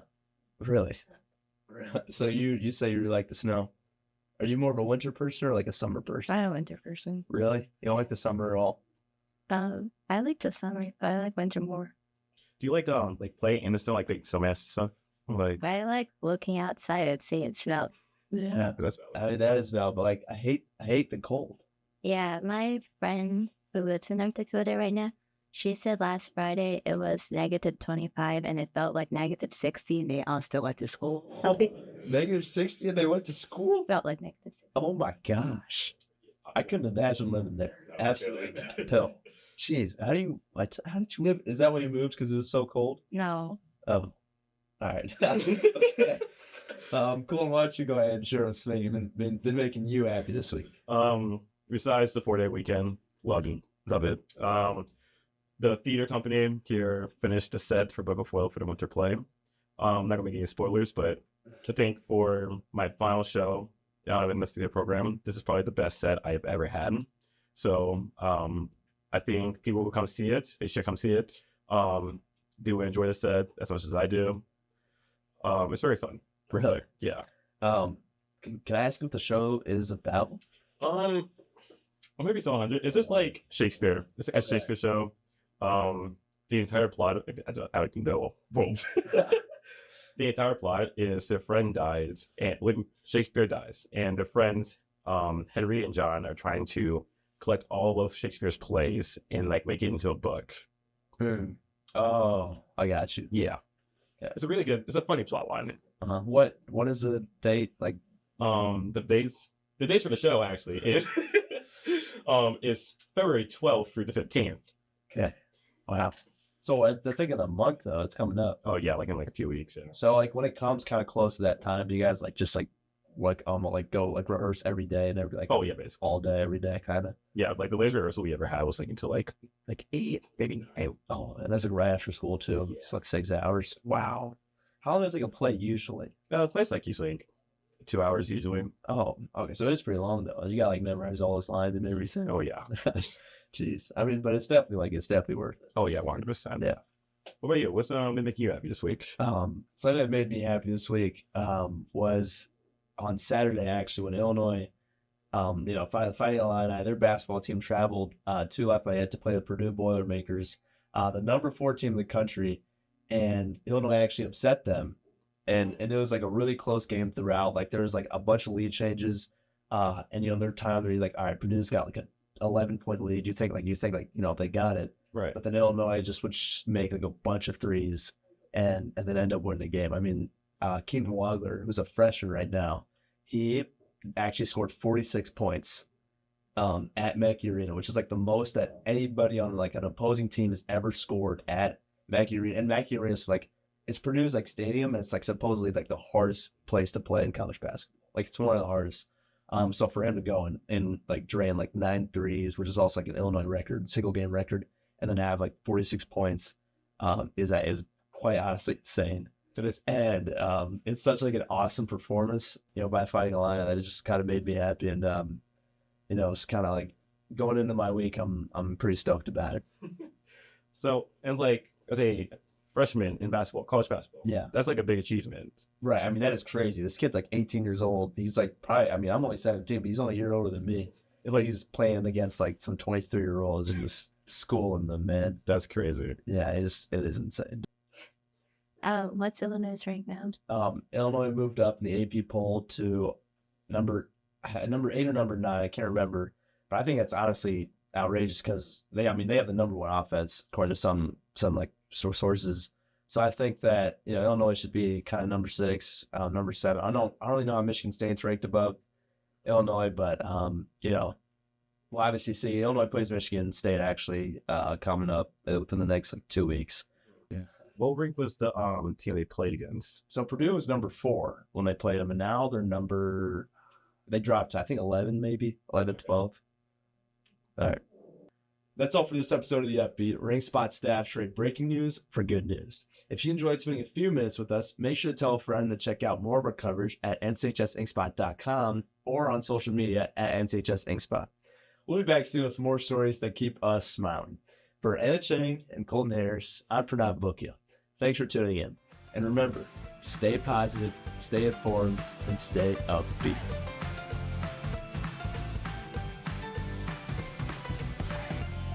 For game 2, it's the boys inner-city matchup between Bloomington and the Ironmen of Normal Community. Yusuf Abed, Brady Phelps, Joel Swanson here on the Inkspot tonight, bringing to the second game of our doubleheader. The Normal Community Iron girls won game 1 over Bloomington 48-33. We turn our attention to the boys. The Iron come in 18-4, 5-1 in league play. Bloomington 8-15 on the season, 2-5 in the conference. You can talk about all the numbers and the records coming in, but this is a rivalry matchup here. Bloomington's going to be ready to play. Yusuf, just give us your opening thoughts here about the crosstown rivalry between the Raiders and the Ironmen. Yeah, I mean, I was talking to you guys about it a little bit before. Right away, what catches my eye is Chase Caston, sophomore, against Bloomington freshman guard Dallas Marshall Jr. Both similar heights. They're tall. They can score a lot of points, both lead their team in points per game, and they both are very well grabbing boards. I'm looking at them all night tonight. Yeah, that should be an outstanding matchup. Both young players have been key players for their team so far this season. Brady Phelps, talk about what you're looking forward to in the crosstown rivalry between the Raiders and the Ironmen. Yeah, in this first contest that these two teams had is at Inner City. Ironman took care of Inner City going 4-0, but Bloomington gave them the best fight. It was a 10-point ball game. The Ironmen let up 69 points, and what they lacked on defense, they made up for on offense, scoring 79. So if they can get that going tonight, that'll be the difference. Normal Community coming off a loss to Downers Grove South, 46-44, in a game where they just did not shoot the basketball very well. Bloomington's last time out against Muhammad Seymour, they lost 65-55. Both teams trying to really kind of get back on track here once again. You talked about the two young players, Dallas Marshall for Bloomington and Chase Caston for Normal Community. A couple of guys obviously leading their teams, a freshman and a sophomore. But those are two players, not only best players, some of the best players in the area. We're talking about the entire state for their class. Caston and Marshall are right up there. So we're not going to just see these guys this year. This is a rivalry that's going to build here for future years as well. Yeah, right away, I know. Chase Caston came in. You know, and I was also talking about this at the beginning of the season. Chase kind of saw himself maybe not in that scoring role. They saw Trey Burdick ahead of him. And then that's when Chase Caston kind of kicked it up, started scoring a lot of points, and that's when he really proved he's a top player in the state, and he will be for the next couple years to come. And you see Dallas Marshall doing the same over at Bloomington, and I'm excited for this for years to come. Yeah, this is really going to create some interesting matchups. Normal Community has really dominated this particular rivalry here in recent years. Bloomington obviously has had some outstanding teams in the past, but I think this rivalry is just starting to heat up once again. Brady, maybe your thoughts on the rivalry or maybe where it's going. Yeah, like you said, the Ironmen as of late have dominated this rivalry, but tonight you got a packed gym, and you got a freshman that's coming in, the new face. He's scoring almost 20 a night for the Raiders, and he's supported with a great cast. He's got a lot of seniors. You got Brock Holtz, Carter Tyndall, guys have been starting for 4 years for the Raiders. So that's definitely more experience than the Ironmen have. That might be an advantage with a crowd like this. It's very interesting as well. You look at Bloomington, just 8-15 on the season. But if you compare that to previous 2 years, they have really actually taken off quite a bit. It has been a struggle for Bloomington basketball over the last couple of seasons. Getting to 8 wins at this point of the season, they're starting to make a turnaround. They have a very proud and tradition-rich program is starting to make a bit of a comeback once again. Yeah, that started in their last game, their last conference game. They took care of West very easily, 69-52 in that rivalry. So they're definitely riding hot in conference play. Yeah, they certainly are. And that's a big win against Normal West for them. That kind of gets them back on track, as this would be a huge win for Bloomington here tonight if they can come to Normal Community and pick up the victory. Well, we're getting ready now for the starting lineups here at Normal Community High School tonight. Remember, the Normal Community girls were winners in game number 1, 48-33 over the Lady Raiders. The boys will try to get the sweep, and we're going to turn things over to the PA announcer here at Normal Community High School, Mr. Dana Starkey, for our starting lineups. Let's turn things over to Mr. Starkey. Featuring the Bloomington Raiders and your normal Ironmen. Fans, please remember that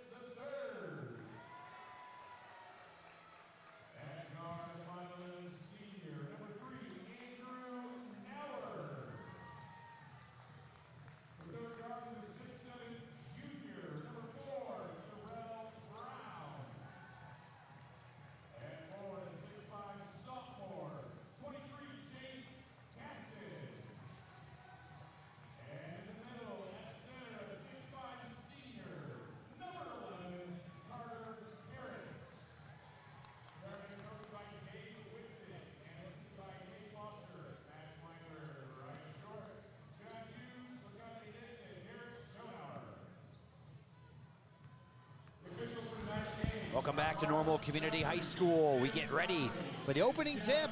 It's the Ironmen and the Raiders. Normal Community looking for win number 19 on the season. Bloomington looking for win number 9. Now with our play-by-play for tonight, here is Brady Phelps. The tip is up, and it'll go to Bloomington. We got a packed crowd tonight despite negative temperatures and snow on the ground. We got ourselves a good crosstown environment here. Cord Tyndall on the wing. Giving to Brock Holtz. A lot of motion in this Bloomington Raider offense. Here's Tyndall with the mid-range pull-up. He's got it. Gets us up and going. Here's Trey Burdett in the game for the first time. He missed the last 2 games with a foot injury. He's been in a walking boot all week, but he's back in action. Dallas Marshall, the freshman, with a layup there.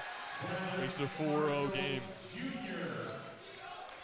Now Bloomington's gotten good shots at the basket so far. Tyndall, a nice 15-footer.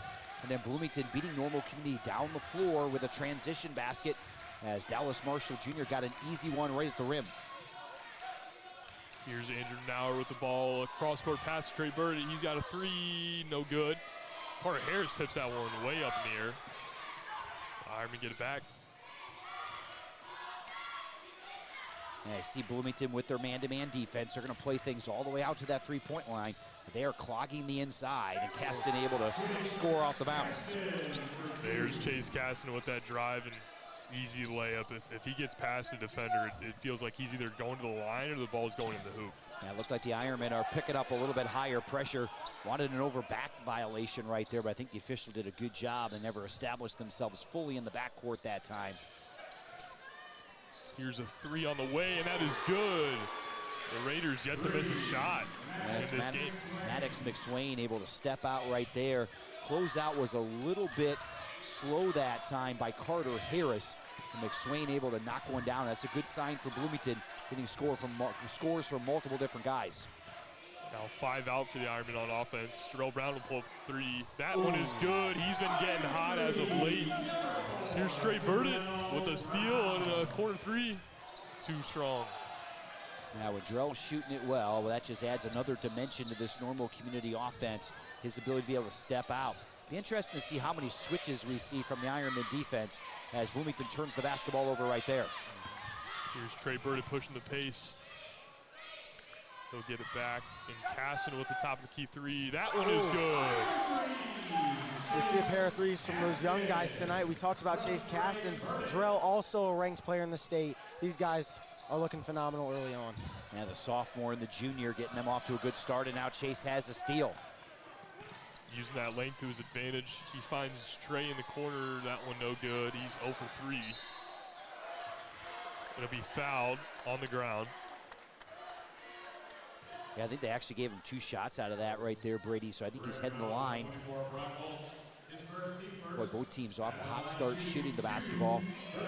Especially after a girls game that got off such a slow start in game number 1. Both these teams coming out flying on the offensive end. Trey Burdett makes his first points in the game, that free throw. He's sporting a brace on that right foot. He was in a walking boot today at school, but he's pushing through, and he's gonna be a key in this game. And the Ironmen now on a 6-0 run, and we're gonna have a stoppage in play here as Mitch Potts and Daniel Sykes are both coming in the game. To tell you the truth, I have no idea why they stopped the play on that particular possession, but they do get the subs in. And Carter Harris is gonna go out, and so is Jarrell Brown for the Ironmen. Here's Keontae Hamilton, the starting quarterback for the Bloomington football team this season. Yeah, you can see the pressure that Normal Community is putting on the Raiders right now. They are jumping up in the passing lanes. Raiders were a little bit more back in the lane on the defensive end on the other side. Tyndall gets in there, puts on the brakes, can't get that one to go, but here's Hamilton for 3, no good. Daniel Sykes with a nice rebound there. Yeah, that's his game right there. Play good defense, rebound the basketball, timely scoring. He does a nice job off the bench. Casson going into the body of Marshall, and he draws a foul. Yeah, Chase already has 5 points in the game already. Heading to the line right there, getting up the floor. You can see why he's such a tough matchup. He can step out and shoot the 3 on the outside. Does a nice job extending near the glass. He will finish near the glass as well. It's going to be a tough matchup for everybody this year. Yeah, and you know, he doesn't really try and do anything flashy. He gets the ball. He's a fundamental guy. He'll take an easy shot if he can get it, and it's almost bound to go in every time. Yeah, you got to respect that shot. Caston is certainly capable of making that 3. That's what colleges like to see, and he's drawing interest from all around the state. The second one is no good. Caston gets his own rebound back onto the free throw, and he tosses it away. And Malachi Burditt's going to pick up that foul right there, just trying to slow down that transition. So Bloomington got out to a 7-2 lead. It's an 8-0 run here by Normal Community to take the lead at 10-7 as we get close to the halfway point of the first quarter. Now McSwain with the ball, gives it to Tyndall. They set up that screen with Marshall. Now Hamilton with a nice jab step and a pull-up from the free throw line. That one is good. Yeah, good job turning the corner right there. Nobody jumped out for Normal Community. Got a nice little 15-foot look and was able to knock it down. Yeah, he was the best all-around Raider in the first meeting. 16 points, 7 rebounds, and 3 for 3 from 3. He looked real nice last time they played. Here's Carter Harris down low, and a jump ball is the call. Yeah, good Raiders job. force that tie-up. Good job by Carter Harris right there, slipping that screen down inside. Found himself open for just a minute, but Bloomington did a nice job collapsing. Now Harris goes to the bench. Now we see the Normal Community running a 4-1, a 1-4 low here on this inbounds play. Well drawn up play, gets Sykes open for the layup, and that is good. Yeah, just a little cross screen down there from box to box. Daniel Sykes found himself open. Really nice job by Andrew Nauer to find him. A nice spin move there. That one's no good, though. Ball on the deck. Casson with a nice step through. Here's Nauer on the wing. Kai Burdett with a double screen and a 3. That is good. Yeah, the Ironmen have come out hot. They've knocked down 3 3-pointers already here in the first period and jumped out 15-9. Really good run by Normal Community. 13-2 run by the Iron. Here's the freshman Dallas Marshall. Hasn't gotten a lot so far. Only 2 points. Brock Holtz with the drop step. That one's no good. Good defense by Sykes there.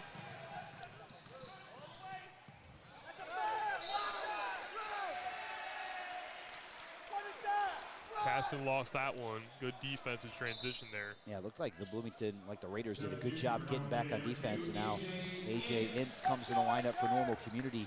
Looks like Normal Community is going to come at them with full court pressure. They're going to need a lot of different players in the lineup trying to keep everybody fresh. Here's A.J. with some nice on-ball pressure on Hamilton. And now they get the switch. Tyndall at the top of the key. Burdett picking him up all the way at the logo.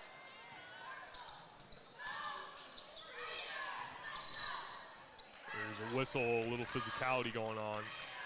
It'll be a foul on Chase Casson there. Yeah, Chase is going to pick up the foul right there. Number 8 fouls on Chase Caston's first, team second. Checking in for the Raiders, 5, Jaden Neville. I see the 1-4 high set here from Bloomington off this inbounds. We saw a Normal Community score on the last possession, just inverting this particular set.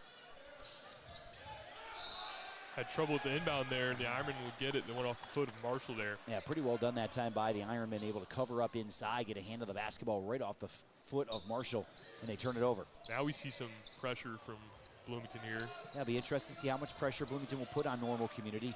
Ironmen have gotten off to a great start offensively, 15 on the board here with 2:15 to go in the first. They've really shot the ball well. Here's Casson with that screen and set up 3. It's good again. That has been successful so far. Yeah, he's got 9 points already in the contest. Chase has come out red hot here to start the game. Boy, it's been all Normal Community ever since that 7-2 start for Bloomington. Chase Caston shooting the ball really well right now. On the season, he's 10% above the national average with 3s. A good pass that time by Dallas Marshall right there. He knew the double team was coming. It came from the weak side right there. There's got to be somebody open. Brock Holtz was the guy on the backside, was the beneficiary of that particular play. Holtz will head to the line. Bloomington knocked down a number of shots early to start the contest, but boy, they have really gone cold from the field since then. Holtz makes the first one. On offense for the Ironmen, we've seen that double screen action. That's getting Makai Burdett and Chase Casson open on those 3s. They've been draining them so far. Holtz 1 for 2 from the line. Casson gets the rebound. One free throw, Brock Holtz. Now we're going to see 4 new players coming in for the Ironmen, so almost a line change for Normal Community. Yeah, a little wider rotation for the Ironmen. We see Ince getting in the game, Burdett, the sophomore, getting into the game. He pulls up from 3, no good. Yeah, almost his second in a row, knocked one down early. He's got a pretty looking shot from the outside. Here's Tyndall from 3, no good. Ince with a good box out there, boxing out the shooter. He gets the rebound. And a real good closeout that time by AJ, able to get a hand up, bother that shot from the outside. Now Sykes on the block, a nice move, and he gets that one up, and that falls. And a couple baskets for Daniel Sykes off the bench. And Bloomington's going to take a timeout here as the Ironmen have now doubled up the Raiders with 1:05 to go in the quarter. And Yusuf and Brady, you got to be impressed. Ironmen were down 7-2 to start the game. Bloomington got off to a really hot start in this contest. Normal Community has been red hot ever since. Yeah, I mean, right away we saw those shots, and I'm not gonna lie, I got a little feeling in my stomach. I was like, oh, this might be a long game. But, you know, I think the absence of Cameron Dunson-Riggs for Bloomington is a big problem so far, and they're feeling it right now. Last time they played, Cameron Riggs, Hamilton, and Marshall Jr. combined for, I believe it was 50 of their points, which is huge, and we're seeing the damage early on. Yeah, and certainly losing a scorer like that is difficult. Bloomington's been without Cameron Dunson-Riggs ever since the Pontiac Holiday Tournament, so it's been a while for them that they've been able to kind of balance things out once again. Now we see Normal Community come out with some heavy pressure here, a little bit of run and jump pressure for the Ironmen in that backcourt. Brady, your overall thoughts here at the start of the game, especially this run by the Ironmen? The Ironmen have got on a run on offense, making a lot of threes, and the Raiders have no answer for that double screen action. But the Ironmen on defense has really stepped it up. They let up 69 points. That's not what Coach Witzig wants to see early in the season, and definitely a different approach here. Yeah, Normal Community coming off a game where they really struggled. I think they might have missed that one. It looked like it went off the Raiders out of bounds, but Bloomington will keep it as Dylan Reed now in the contest for the Raiders. Reed, just a freshman on the floor. Now we're doing a good job picking him up, pressuring him. We've seen that. That stopped a lot of drives for the Raiders. Now here's Fisher driving. He picks up his dribble. He finds McSwain. He'll drive baseline. And he stepped out of bounds down low. Yeah, put a foot on the out of bounds line right there. So Normal Community will get it back here, 31.7. To take a look at what the coaching staff wants. If they want one shot, Raiders are going to put a little bit of pressure here on the Ironmen. But you got to think you want the last shot here of the quarter up by 10 already. Now Giroux with the ball. Clock's ticking at 20. Trey with a handoff fake and a nice layup. He has not missed a step with that injury. Yeah, that was a nice burst right there, but it was that little reverse there at the end. Some English off the glass and able to put that one home. Here's McSwain, he's trapped. Nauer gets the deflection, he gets the steal. He finds Giroux on the post, he wants the dunk at the buzzer, no good. And that's the end of the first quarter. Normal Community 22, Bloomington 10. You are watching Normal Community basketball on the Inkspot. Well, guys, 22-10. It was 7-2 Bloomington at one point. Normal Community going on a 20-3 run to build this 12-point lead. This has been impressive here by the Ironmen. Your thoughts on the first quarter, Yusuf? We'll start with you. I mean, last game when they met, Bloomington had 12 turnovers, and I think so far the story has kind of been the same. They're turning the ball over. I mean, careless possessions. I believe it's going to bite them in the butt. Yeah, Brady, your thoughts on the first quarter? Yeah, the Ironmen have been really sound defensively. As of late, we've seen great offensive efforts from the Ironmen. That hasn't been the question so far this year. Caston's leading the way with 18 points a game. But defensively, they struggled. But they figured that out last weekend, holding Downers Grove South to 46 points. And now they have 10 in the first quarter against Bloomington. Yeah, certainly it was an offensive struggle for Normal Community against Downers Grove South, putting just 44 points on the board. They are halfway there already after the first period, 22. Really came out and shot the ball well. Chase Caston led the Ironmen with 9 points in that first quarter, but balanced scoring after that. Daniel Sykes got his second bucket just a moment ago. Jarrell Brown knocked down a three, almost had a bucket on the missed dunk. Jerome Burdett had three. Makai Burdett had three, so balanced scoring for Normal Community, then the 9 points from Caston. Here's McSwain driving, step back. That one rattles around and falls. That's his second basket of the game, knocked down to three in the first quarter. And gets a nice little driving shot, pulling up from 15 and knocking it home there. Now we see Caston taking the ball up the court. The Ironmen setting up their offense. 5 out right now, and Caston drives, kicks it, and now we're in the corner for 3. That one's too strong, but it'll be staying with the Ironmen. Andrew's that spot-up shooter, and Chase draws that second defender. It only takes maybe one step to try to help off that dribble, and that kick can be open, and Andrew can knock down that shot, just didn't knock it down right there. They've definitely found open looks from beyond the arc.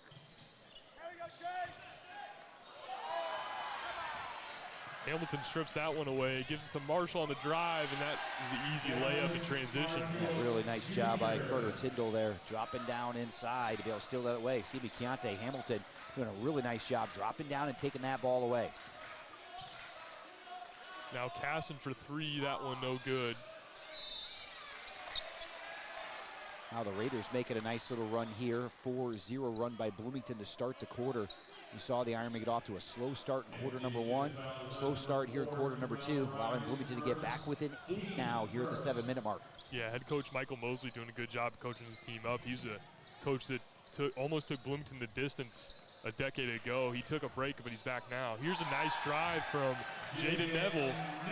A nice left-hand finish right there.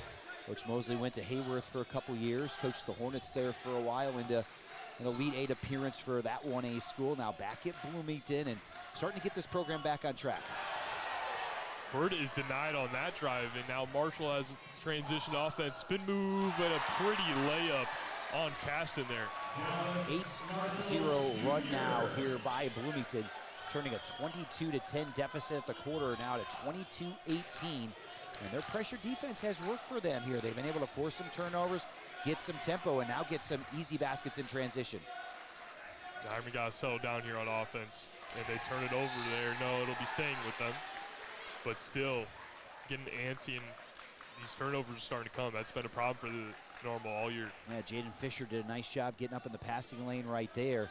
And we see now for Bloomington playing with a lot of energy on the defensive end. Here's Trey with a pretty spin move. Can't get it to fall off the glass, but Caston will be going to the line for 2.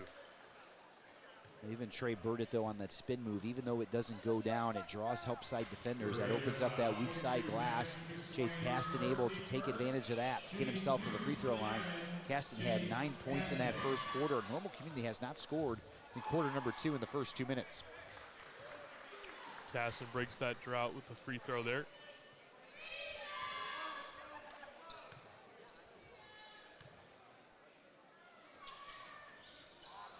Misses the second one, but Jarrell Brown gets the rebound and an easy layup.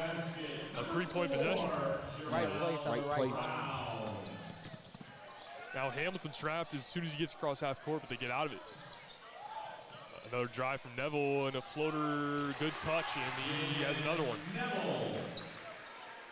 I mean, you got the tall Chase Caston under the basket. We've seen that twice. You just got to get the perfect touch, little extra air on it just to get it right over the hands of Chase Caston. Yeah, we've seen that from Neville and Marshall here. Now Brown with another drive, and he puts that one in. He's got 4 points past 2 possessions. Hamilton threw that one away. Bad pass from the quarterback. And we got a tie-up. It'll be a jump ball going with the Normal Community Ironmen.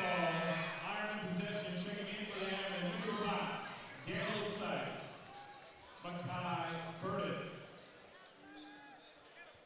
Different look for the Ironmen. You got Sykes, Potts, and Burdett. The younger were one of the Burdett's checking in.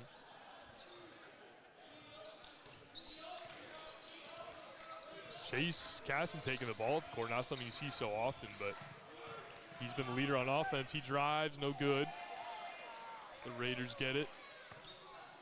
The freshman Dallas Marshall Jr., one of the best in the state, and he carried it.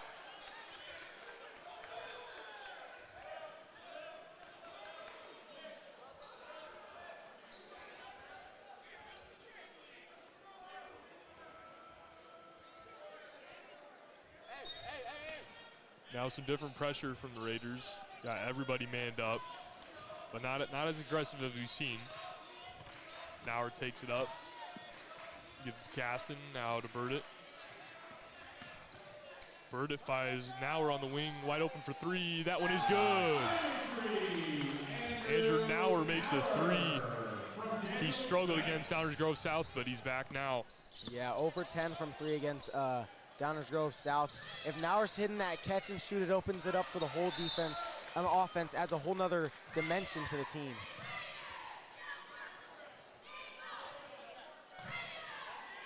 Score is 30-20, 4:26 left in the second quarter. Potts inbounding it for Burdett. Mackay Burdett taking the ball to the court. See a lot of motion in this Ironman offense, a lot of screens and cuts, and here's Potts getting past his defender. He'll go to the line. He was fouled. And Mitchell Potts, the best person you want at the line for Normal Community Ironman, leads the team in free throw percentage. Yeah, 83% from the free throw line. That's not something you see in high school a lot. That one no good. Maybe an announcer jinx from these men.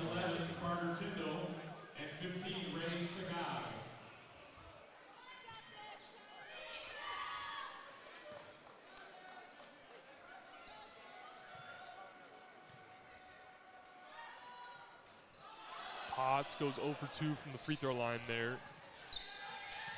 The lead remains at 10. Now McSwain giving it to Hamilton on the wing. And Potts getting in that passing lane. And it'll be an over and back.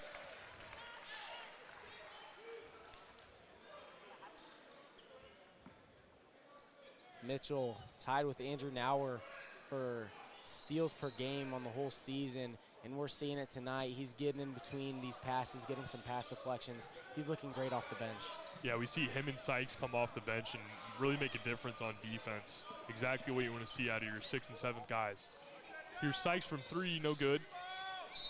And he's fouled on the rebound attempt. It'll be Bloomington ball.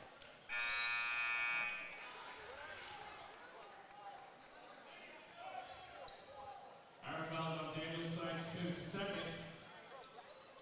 Team 2nd.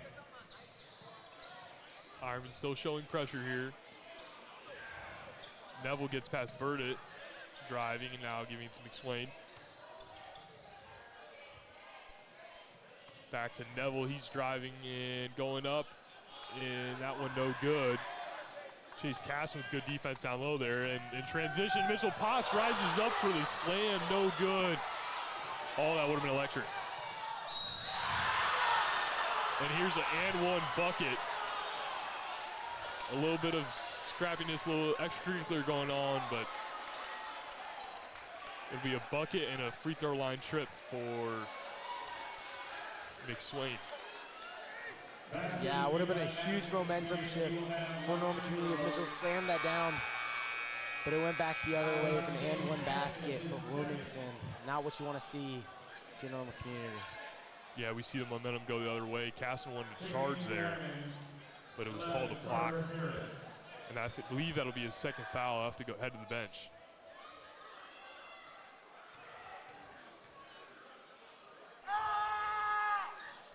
Maddox McSwain makes it a 3-point play the old-fashioned way.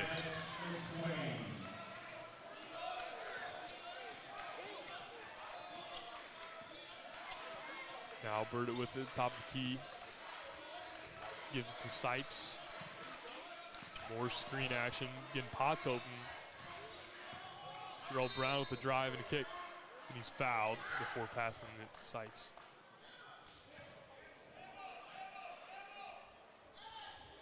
DHS fouls on Keontae Hamilton, his 1st, team 3rd. Jarrell off the inbound takes it, and that one's blocked. It'll be staying with Normal. That one was blocked off the camera lens down there. 25 News is in the building. I'd say no, it's a big game. Yeah, I mean, for this girls' game, it was packed, and the crowd just kind of transferred over for the boys' game, and it's just as loud now. Here's Burdett with a good take, but that one's sent back again. It's a block party for the Raiders. And now a drive, and then more good touch from Bloomington. And got a little greedy there in transition, trying to get an easy bucket. And that'll be a turnover. Head to Bloomington. Tyndall for 3, no good. Great closeout defense by Jarrell Brown. Brown! Ooh. He wanted that dunk again, but he's fouled. He'll be going to the line. 4-2. See Andrew Nauer and Trey Burdett, 2 senior guards, 2 guys that started last year. They have this experience and probably going to settle this down, try to avoid the turnovers that come. You know, it's not normal for Bloomington to have this momentum, especially in away games. They're 1-7 on the road, and you tie that back with their not so good conference record. It's kind of amazing how they're staying in this game, especially with such a packed gym like what you've been talking about. Yeah, they're definitely playing hard. A lot of good defense. When Ironman gets to the bucket, it's being denied. Jarrell Brown makes 1 of 2 at the line. Makes it a 6-point lead for the Ironmen. Now Neville with the ball, gives it to Hamilton. McSwain.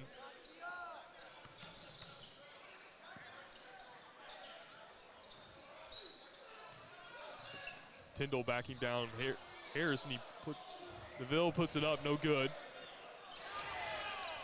And another turnover for the Ironmen, but they'll get it back. Trey Burdett with a dump off for Brown. He's fouled once again. Man. He's been getting that bucket with ease. Yeah, Brown is looking for that slam. He was telling me earlier today he thinks he'll get one. Hope he does. Second team foul number 5, shooting 2 free throws for the Ironmen. Number 4, Jarrell Brown. The Ironmen have struggled at the line so far tonight. And there's Brown missing another one. This lead would be a lot larger if they could make these. Yeah, they're 3 out of 9 so far here in the contest from the free throw line. Yeah, I was about to ask you, Brady, how important are those free throws, especially when we see these huge momentum swings? Yeah, Bloomington's not being penalized for fouling them right now because the Ironmen missing those free throws. Brown goes over 2 there. Makes it 3 for 10 from the line. That'd be good 3-point numbers, but not so much from free throw line. Here's a nice pass from Potts, and Harris with the easy layup. A good find in transition. But now here come the Raiders in transition 2-on-1. Oh! And Mitchell Potts says no, sending that one away. Substitution for Bloomington 3, Jadon Fisher. You know, Mitchell Potts is one of those bench guys we always talk about, and that's one thing that Normal Community has on Bloomington. You know, the depth that Witzig has on his bench, and he's not afraid to use it, brings almost everyone into the game usually. Yeah, only a 12-man roster. You see usually 8 or 9 guys get in the game for the Ironmen. Here's another good drive from DeVille, and he was fouled.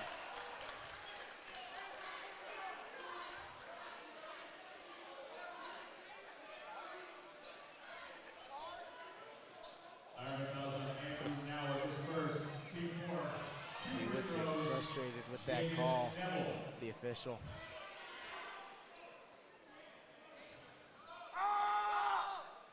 DeVille makes his first. Hey, you don't see Coach Witzig react like that very often. He really wanted that call. They teach them to be able to take that charge underneath the basket, and when you don't get the call, it becomes difficult to continue to get the guys to do it. And you know, it's not that was the first even questionable one. There was another one before with Chase Caston that almost got into a scuffle, had to send Chase to the bench. I understand why Witzig's frustrated. I can take a lot of pride in taking charges. A couple years ago, we saw Tyler Dwinell break the charge record. The fact they keep track of that says a lot about Coach Witzig. Here's Nauer for 3 in the corner. That one's no good.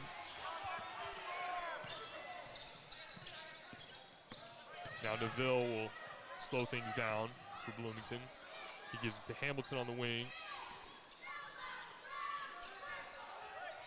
Fisher gives it back to DeVille. A lot of moving pieces in this Bloomington offense. Tyndall with the drive, no good. Good defense from Jarrell there. Nauer hits the deck. And Trey Burdett will slow things down. He calls for a screen. He's got a drive, he's going up. And no good. Now headed the other way, Bloomington. More sloppiness. Harris strips that one away.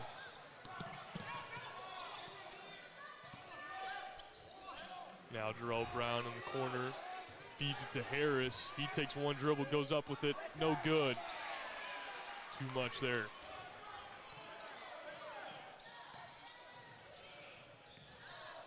Jaden Fisher will give it to Hamilton. With 2 seconds left in the quarter, he goes up, and that is good. A big momentum shift there at the end of the half. Makes this a 3-point game. We have reached the halftime break here from Normal Community High School tonight. The Ironmen lead the Raiders 33-30. We're going to take a quick break right here. When we come back, we'll break down some individual scores from you from the first half. We'll hear from Brady and Yusuf and their analysis of half number 1. Once again, our halftime score on the Inkspot. Normal Community 33 and Bloomington 30. We'll be back just a couple minutes.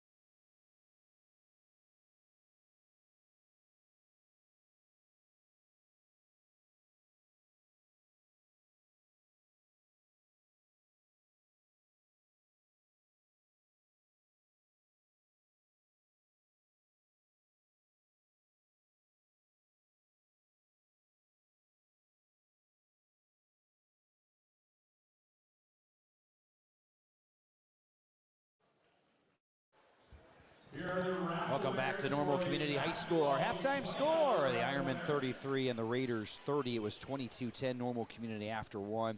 Bloomington, though, outscored Normal Community 20-11 in that second period to close within 3. Keontae Hamilton knocking down a big 3-pointer there right before halftime to draw Bloomington back within 3 points here at the break. Here's the halftime scoring. First for the Raiders, Maddox McSwain led the way. He had 8 points for Bloomington. Jaden Neville had 6. Dallas Marshall had 6. Keontae Hamilton had 5. 2 points for Carter Tyndall, 2 points for Ray Shugai, and 1 point for Brock Holtz in the first half. For Normal Community, Chase Caston had 10. 8 points for Jarrell Brown, 4 points for Daniel Sykes, 3 for Andrew Nauer, 3 for Trey Burdett, 3 for Makai Burdett, 2 points for Carter Harris in the first half. So 33-30 guys at halftime. That was a big shot by Keontae Hamilton to end the half to draw back within 3. So really all Bloomington in that second period. You got to be impressed with the Raiders. Yeah, with Cam Riggs out, you know, Keontae Hamilton is doing his job. He is filling in for Riggs, and it's a really close game here. I knew this was going to happen. I knew we were going to end up with a duck either on the table or in the back of my head. One of those two things. Do you want me to toss it? Yeah, I want you to send the duck out. Oh. Thought you were going to get hit. I don't think I had a chance. Yeah, as soon as that started, I knew that wasn't probably going to go well for us. Now, the next contest might be who can land it in the middle of our table. That might be an even better contest going forward. Don't suggest it, Brady. I think that would be a bad idea. But back to the ball game. Bloomington with an impressive second quarter, outscoring Normal Community 20-11. And I think the impressive thing for the Raiders is their balanced scoring. Obviously, Dallas Marshall coming in averaging 19 points a game, but they got balanced scoring for just about everybody in that first half. Yeah, they got everybody involved in that second quarter. Everybody was scoring. And, you know, the Ironmen held them to 10 points in the first quarter, but they doubled that up with 20 points in the second quarter. That's not what Coach Witzig wants to see. He wants the whole team's under 50. He likes his chances that way. That certainly does, and they're on their way to over 50, no doubt about that. Here as the game goes on. Let's talk about the Ironmen a little bit offensively. Chase Caston had 10, but 9 of those came in the first quarter. Got those 2 fouls, had to sit for a while. Probably going to see him in the second half. But Jarrell Brown picked up the pace. He had 8 in the first half. I thought Jarrell had a nice first half for the Ironmen. Yeah, I felt like Jarrell was doing good getting to the rim. And, you know, he was getting to the line a lot. I think one thing Witzig is for sure telling the whole team is when you have that easy shot like the free throw, or we've seen a couple missed, you know, inside the paint shots, you just got to nail those, find the bottom of the net, because they're finding them, but they're just not going in. And I feel like that would be a huge game changer. Yeah, not knocking them down inside with consistency anyway, especially in that second quarter. Brady, why don't you talk a little bit about what might have changed a little bit for Normal Community in quarter number 2, and what might have changed in a positive way in the second quarter for Bloomington? Yeah, the Ironmen weren't doing as good defensively as stopping those backdoor cuts and a lot of motion going on for the Bloomington offense, and they're getting easy drives and easy layups, and they had great touch off the glass. And on offense, they kind of struggled getting things going. They had to put Caston on the bench with foul trouble, but we've seen Jarrell Brown get back on track. He struggled early in the year, but as of late, he's been the leading scorer for Ironman. He had 23 against Downers Grove South in that loss, and he got in the 15 range in the Wheaton-Warrenville South tournament a couple of weeks ago. Yeah, you can definitely tell Jarrell's confidence is up. It's always his ability has never been questioned, his athleticism not questioned as well, but certainly playing with some confident basketball right now. You add him along with Chase Caston and all the rest of the pieces. If Jarrell continues to play well, boy, Normal Community is going to be a tough out for most opponents. Yeah, I mean, we go back to that depth, right? When you have multiple people who can drop, you know, 15 points a night, you don't ever question it. It's confidence that it's contagious. You know, if one guy's doing it, next guy wants to do it, next guy wants to do it, opens up the floor for everyone else. Let's talk about the third period here coming up. Let's first of all start with Bloomington. What do you think Coach Mosley wants to see in the third period from his Raiders? I think he wants to keep up what they did in the second quarter. A lot of getting the offensive half court and run things smoothly with a lot of motion, a lot of screens, getting people open. You see Hamilton get open. You see Neville get those drives and those dump-offs that have been good, and also that good touch off the glass. How about Normal Community, Yusuf? Maybe what does Coach Witzig want to see from his Ironmen? Maybe to turn things around. Still +3 right now on the scoreboard, but a better third quarter than what he saw in the second. Yeah, I think it's going to be going down to those turnovers. I mean, 12 turnovers is what Bloomington had lost them the game. I think Witzig knows he can't afford to go in that hole either. And that goes along with the shots that we talked about earlier. When you have those easy shots that you should be making, if you can get those in, you'll get a big gap on that scoreboard. Yeah, it's certainly interesting as well.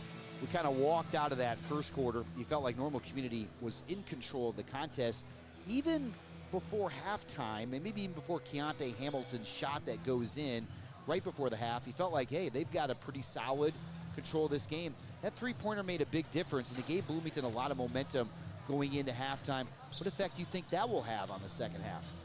Yeah, I mean, when you have guys hitting those shots, I just think that the only problem for Bloomington is they get the ball, and I feel like they're rushing it. I feel like if they take their time, especially with a lot of these turnovers and these, you know, breakaways, they have a good chance to, I think, maybe put Normal Community to bed.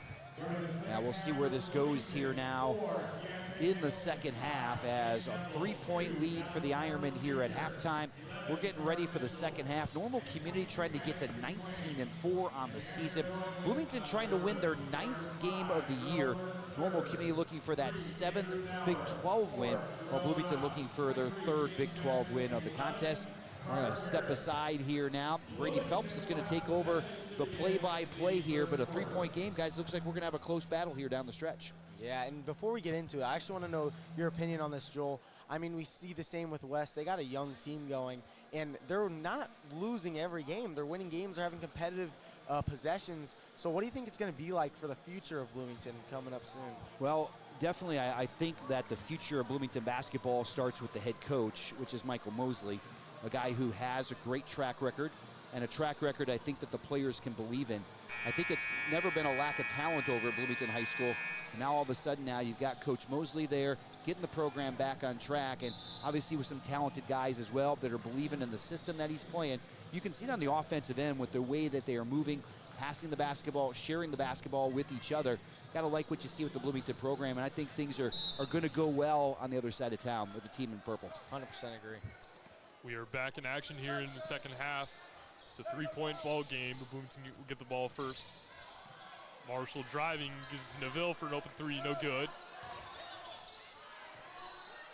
Now we'll go out of bounds, staying with the Raiders. And we already see Mitchell Potts checking into the game for Andrew Nauer. He made an impact with his high vertical and steals that he made, getting every passing lane that first half. Marshall with the pull-up jumper off the inbound, no good. So that's an impressive shot, though, for a freshman. Be able to catch the ball, extend over the top right there. It doesn't go down, but it shows that he can get his own shot, and well, that's going to be a key for this team in the future. Here Burdick goes to the deck, passing out to Casson. Casson with a nice turnaround baby hook. Beautiful touch there from Chase. Yeah, you go back to the fundamentals of basketball, and like we said earlier, Caston is just one of those guys who takes advantage of that. Now here's Marshall working Brown. He kicks it to Neville. Now Hamilton, the step back mid-range jumper, no good. Potts gets the rebound. Nice step through from Potts. He finds Brown in the corner. That one's off the side of the backboard. He gets his own rebound though, and that is good. Yeah, Terrell Brown is getting 4+ boards a game from the perimeter. It's really impressive. Here's Neville with the drive, and he's got it, answering back. Yeah, nice job by Bloomington, though. That was a great skip pass across the floor, and Jaden Neville was able to score inside. I think a good timeout by Coach Mosley here. Normal Community scored the first points of the half. He wants to keep his team in the game. You talked about how young they are. Keeping them settled to be a big part of that here in the second half. Good timeout. You get the bucket. You get a chance to talk, settle everybody in to the second half now with 6:40 to go. Yeah, and I think that they take different approaches to extinguishing, these swings. We see Normal Community takes, I feel like, more fouls than Bloomington does, especially intentionally, just to stop the game. While, like you said, with the younger squad, you got to get a timeout, calm the nerves. A lot of them haven't been in a position like this before, so just getting it started is what they need. Now they come out with a little bit of full court pressure here and almost got a steal out of it. Here's Trey Burdick looking for Brown, and he finds him. That one's no good. But he finds Harris. That one goes off his hands, though. It'll be going to Bloomington. Yeah, that was a pretty pass that time by Trey Burdick. I just don't think Carter was quite ready for it. Kind of a two-hand, underhand scoop pass right there, and Carter just wasn't quite ready for the play. Yeah, Trey can make any pass that he wants. That three's no good, but Jarrell fouled him on the rebound. Yeah, those are difficult to be able to pull in when the ball hits the rim with that awkward bounce. And Jarrell a little bit too much contact down low. Here's Tyndall from 3 at the top of the key, no good. The senior struggled so far from beyond the arc. Trey was looking for another transition dump off. That one goes off the foot. It'll be a kick ball violation.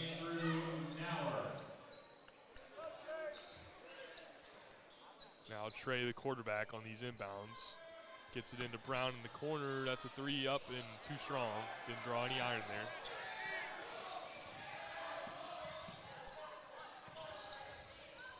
Now Tyndall looks for the 3 again, no good. Potts grabs the rebound. Yeah, a little pick and pop that time. Nice job stepping out for that three-pointer. Got a good look just off the back iron. Jarrell finds Chase the high-low action, and he puts that one in over Carter Tyndall. Yeah, nice job by Chase Caston on the backside. Good job sealing the defender right there, holding him off, getting that pass on that high-low. A nice, well-run play by the Ironmen. I'd like to see more of that with these two tall guys. You got Jarrell Brown at 6'6", Chase Caston at 6'5". They can look over a defense and dish to each other. Yeah, it's usually that guy on that high part of that high-low, and he's got some size and some height. Being able to look over that defense can make that play rather quickly. That might be a really good combination for the Ironmen here in the second half. Here's Hamilton with it, top of the key, working Nauer. Now Tyndall on the wing, looks for the McSwain on the block. He'll pull up with a fadeaway, that one too strong. Sykes comes out with it. That's a really difficult shot right there. Chase Caston's got a long reach. You got to be able to extend over the top. Did a really good job getting his hand right up in the eyes. That makes it a difficult shot. Yeah, Bloomington's kind of been forcing some shots so far in this first half, not getting what they want. Yeah, no angle that time for Trey Burdett with that post move. Maybe one step more towards the baseline, a better angle, but pretty well sealed off that time by Bloomington. Here's Nauer with the steal. He finds Caston in transition, and a nice layup there. He fooled the defender.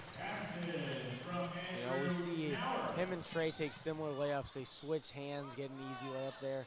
That was really nice. Yeah, that's amazing to see for a guy who stands at 6'5", move like that in the air. Here's Burdett from three. He's got an open look, no good. Sykes gets the rebound. That's what he does so well. And Caston can't get that one to go. Oh, man. The Sykes hustle on Sykes off the bench is impressive. Yeah. And a spin move there. He's fouled on the way up. Chase Caston will go to the line.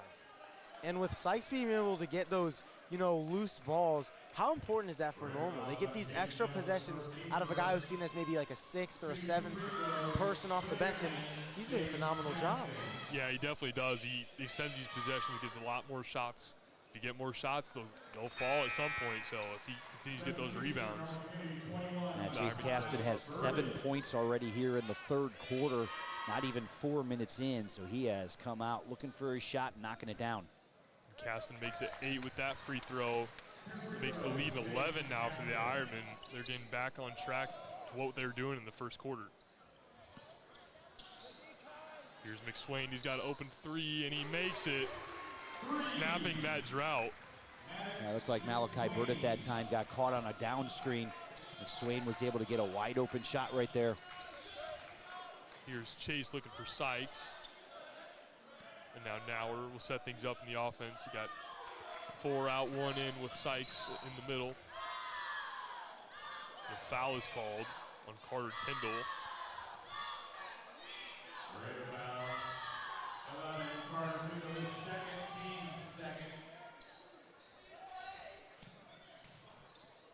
Now Caston driving, and he's fouled. Kind of active whistle in the second half. Raiders fouls on Carter Tyndall. Team third substitution for the Raiders. Carter Tyndall's got to check out of the ball game with 3 fouls. He's a senior and a staple of this lineup. He's a starter, and they'll hold to the bench. Now we're off inbound play, finds Potts. Potts drives and switches hands, and Sykes gets the putback. You know, I feel like we're always saying Potts and Sykes together. They're so important and so, you know, like I said, important for this offense to move and get shots up. Yeah, those are both juniors. That shows a bright future for the Ironmen. Likely starters next year. A great post and a great guard for the Ironmen in the future. That one no good from Fisher, but it'll be going out of bounds, staying with the Raiders.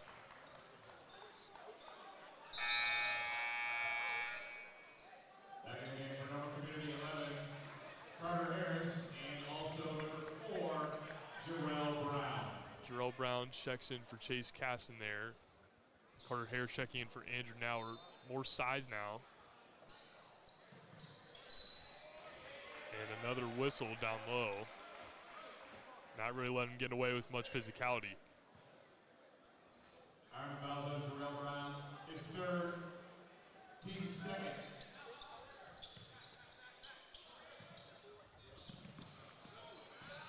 Here's Neville with the ball on the wing. He gives it to Marshall, he finds Hamilton, Step back mid-range. That one's no good, just a bit short. And there's Dallas Marshall with the steal, and he puts it up. We haven't seen much of him tonight, but there he shows up on defense in the easy bucket. Yeah, he's got 8 points in the contest, 6 in the first half. That's his first bucket in the second half. Here's Potts with a drive. He goes up, no good. Harris with the good hustle and a putback. That's Carter Harris's game right there. Able to get that offensive rebound and put it back home. Yeah, second chance points are really good, and Normal Community is taking advantage of that throughout this whole entire contest so far. Carter Harris, the second leading rebounder for the Ironmen. He averages 5 a game, and Marshall traveled, went to the ground with it. Substitution for the Ironmen, number 5, Trey Burden.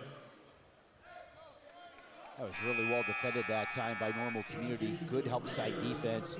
As soon as Marshall puts the ball down on the floor, you can see that help side defender going and coming. Nice job walling off near the rim right there. Just nowhere to go with the basketball. Now we got 2 Burdets in the game, Mackay and Trey. Mackay taking the ball up the court.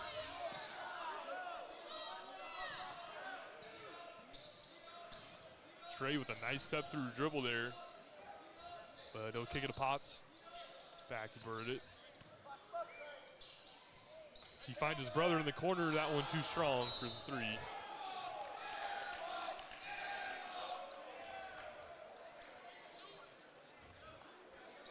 And a competitive possession by Normal Community, and they only got 1 starter in Trey Burdet, which just emphasizes the depth that Witzig has on his bench. Yeah, that'll be crucial in come postseason time. When you need to put guys in the game, it's a lot higher effort. You're usually going with a press. We've seen that in the postseason. It's worked for the Ironmen years past. Trey Burdet was fouled on a 3 there. He'll go to the line for 3 shots. We talked about Trey dealing with that ankle injury right now. Just 3 points in the contest. Had them all in the first quarter. Now a chance to get back on the scoreboard right here and extend out to an 11-point lead, but can't do it. Yeah, he's been unselfish tonight. He's not been on the scoreboard, but he's been making great passes as he does so well. And that's great to see him back in action, facilitating his offense once again. Yeah, Normal Community's biggest lead of the contest was 12 points. That was at the end of the first quarter. Right now sitting at 10, trying to make it 11 here and trying to increase this gap going into quarter number 4. Burdet makes his 3rd and final free throw. That trip, he goes 1 for 3. Makes it an 11-point ball game. Neville gets a step on him, and Sykes rips that one away. Pushing the ball up to Potts, and alley-oop to Caston, can't convert. The athleticism of Sykes, we keep talking about it, keep hitting it. He gets these offensive rebounds. He's getting these defensive rebounds. He's getting these steals. He's doing it by getting up there where people can't even grab it. It's only him that can get it, and he's coming down with them and giving these extra possessions for Normal. Yeah, Normal Community had a nice 2-on-1 fast break right there. I'm just not sure Chase Caston was ready for that lob. It came kind of at the last second from Mitch Potts.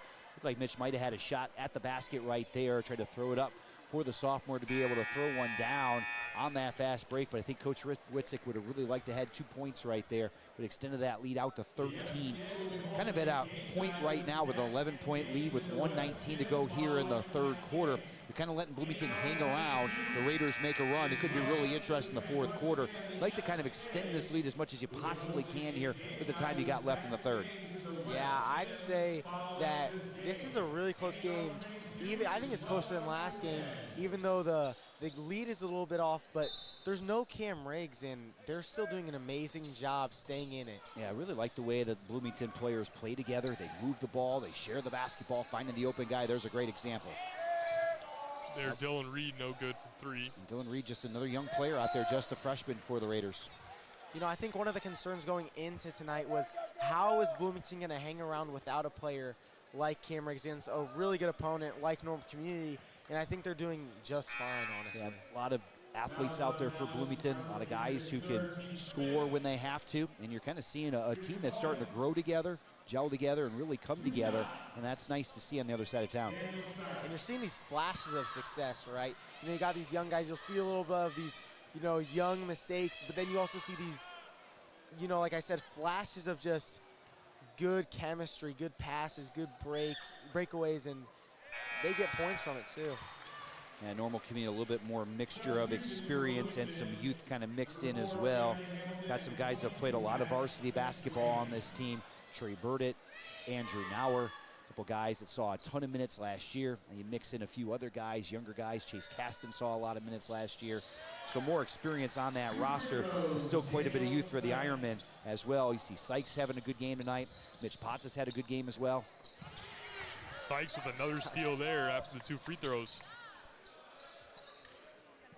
The Ironmen up 13, have the ball. 55 seconds left in this third quarter. Caston's got it on the wing. He finds Trey Burdett. Burdett now with some pretty ball handling moves and a pretty pass to Caston, and he's fouled. That pass by Burdett was awesome. I'd say compared to like LaMelo Ball.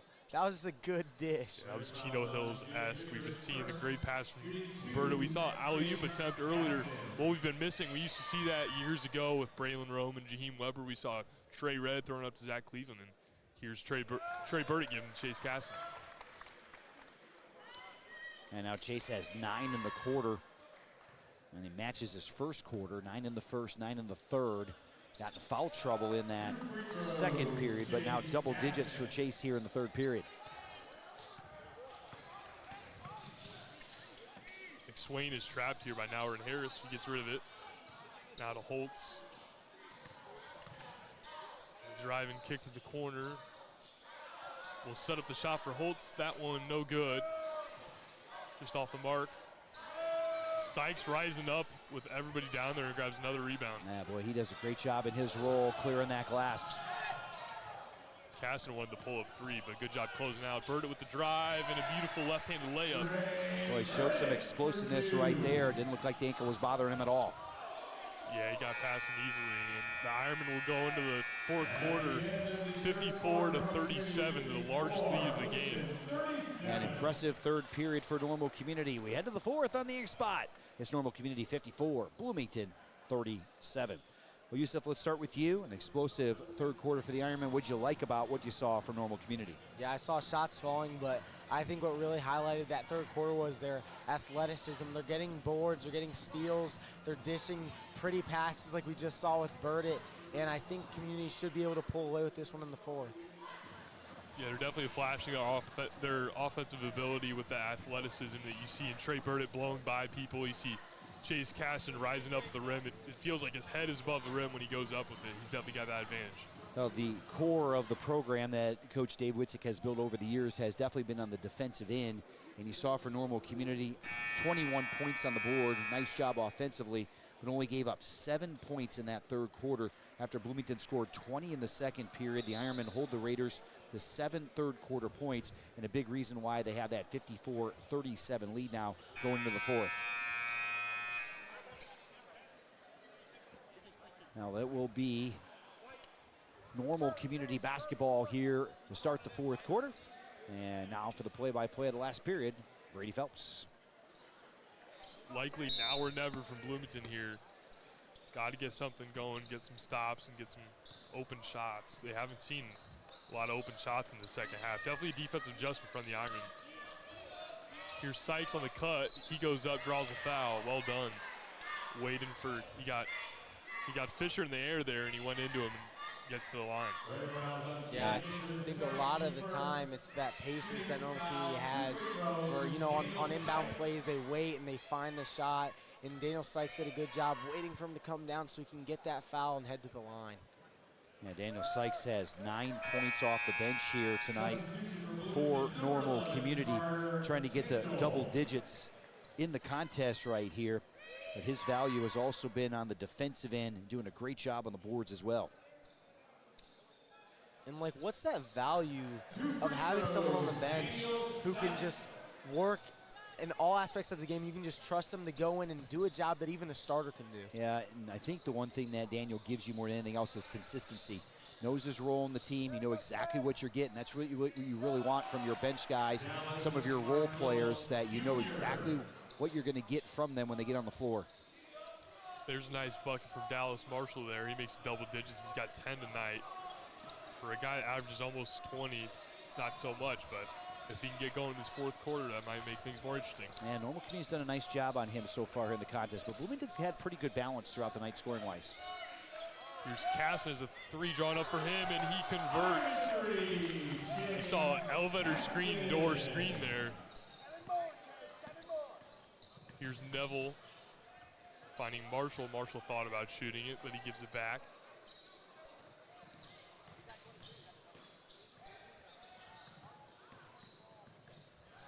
Another steal or a deflection from Sykes there, causing some commotion, but Marshall gets it back for an easy two. Yeah, that was unfortunate there for Daniel Sykes. That ball kind of bounced the way it did. He made a terrific defensive play that time. There's another beautiful pass from Trey Burdett that sets up the two for Carter Harris. He's great at those dump-offs when he gets out in transition. Yeah, Normal Community now by 20, and the Ironmen have really stepped it up and really poured it on.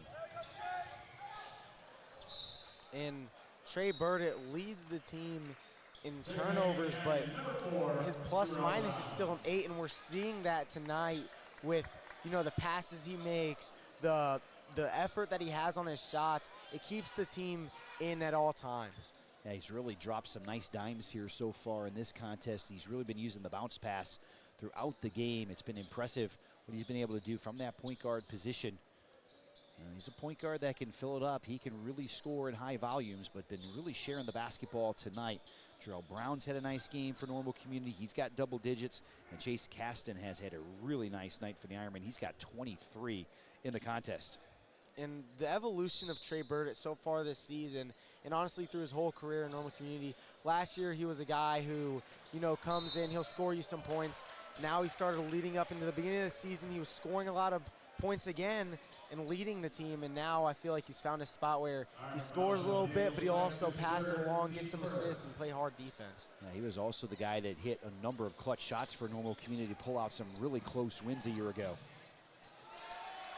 You talk about Trey Burdett, he's been kind of quiet on the scoring end, but he's making an impact, dropping off dimes to his players, and that shows how much versatility this team has. If it's not Trey's night, it'll be Chase's night, and if it's not Chase's night, it might be Jarrell Brown's night or Andrew Nauer's night. They have a lot of guys that can score.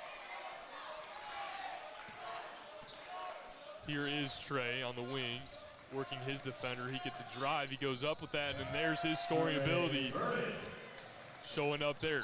Yeah, once he turns the corner, he is so strong, and that's what it makes it difficult to get through the body and get a hand on that basketball.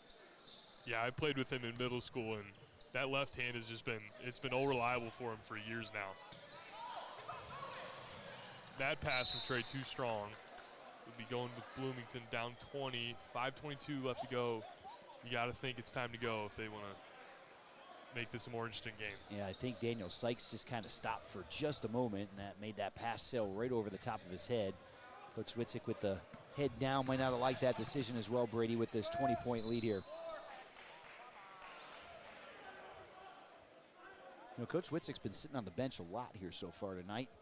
Usually he's up and at him most of the time, but right now just kind of sitting and enjoying the action. I think maybe all of his energy was gone after that one charge call he thought he should have gotten, and then decided to sit down when his team play. Yeah, and again, you don't see Coach Witzig really react to calls all that often. That was a foul that he really wanted. I think he's pretty content with his performance against his crosstown rival. Yeah, especially in the second half. They really turned things up in the second half pretty nicely, especially on the defensive end. McSwain makes that three, and Bloomington will call a timeout, trying to talk about things before going to the home stretch.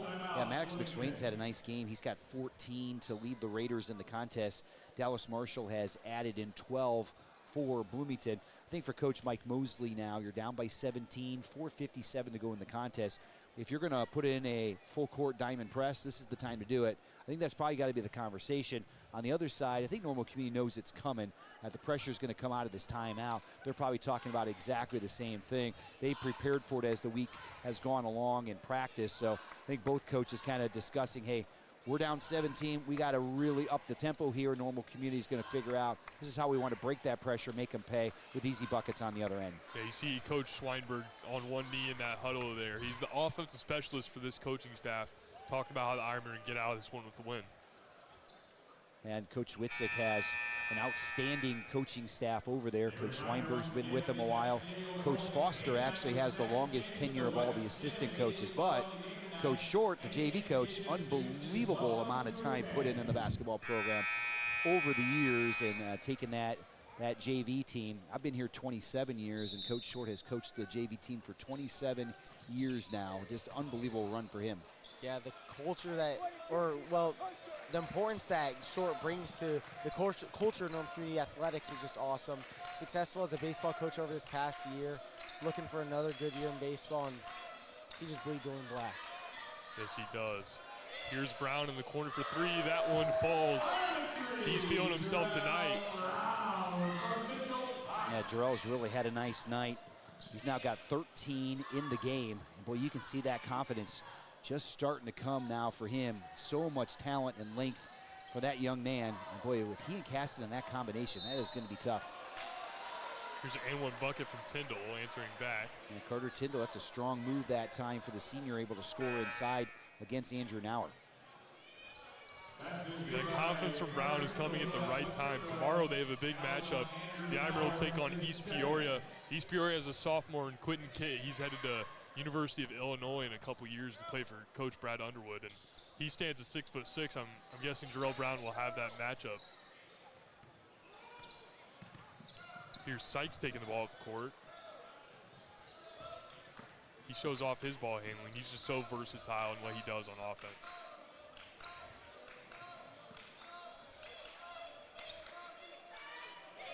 Potts has on the top of the key, finds Brown for back-to-back three, no good.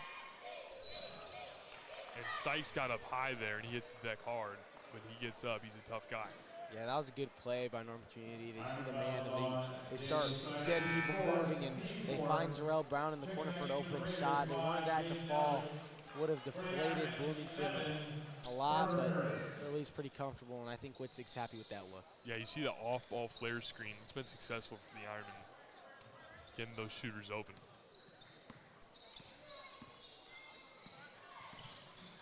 Potts rips that way away from Swain. Now he has it. He's to bird it. Mackay facilitating the offense now to Brown in the corner.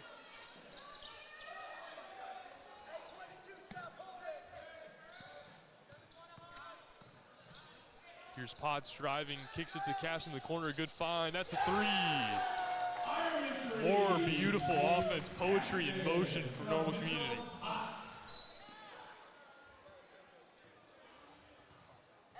Yeah, we got a foul here against Normal Community. Looks like Potts might have picked that one up right there. Actually, Jarrell Brown did.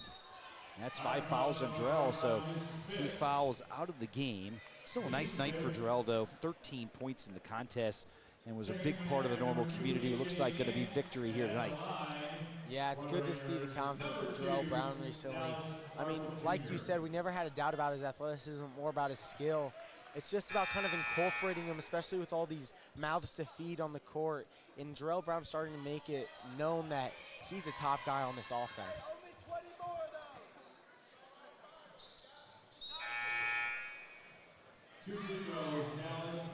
Those 2 free throws from Dallas Marshall makes it a 69-50 ball game. He'll head to the bench. AJ Inch checks into for the Ironmen.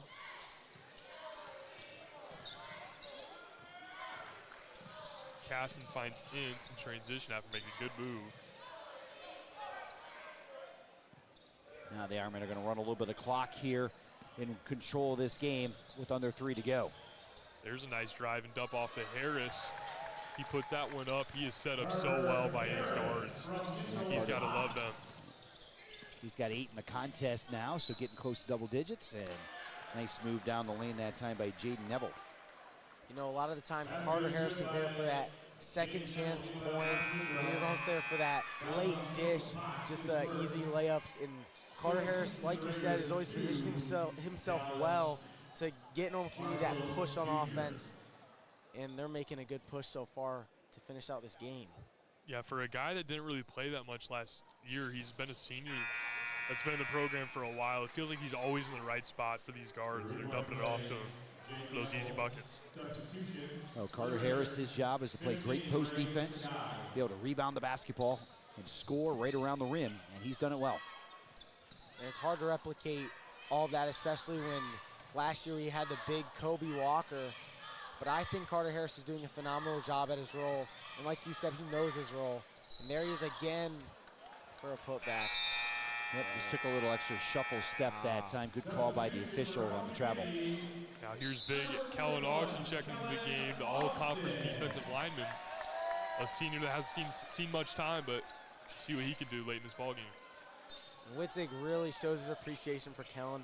In practice, he's a big guy who gives good looks and always has his effort, and he's a guy who knows his role, and he does a good job. Here he is defending McSwain. McSwain's been a leading scorer for the Raiders tonight. He tosses that one. And there's Dallas Marshall with the bucket. Now Marshall now has 8 here in the fourth quarter. Brings Bloomington back within 16 as we go under 2 minutes. Now it's another senior in the ball game. Taking care of the ball when he's fouled.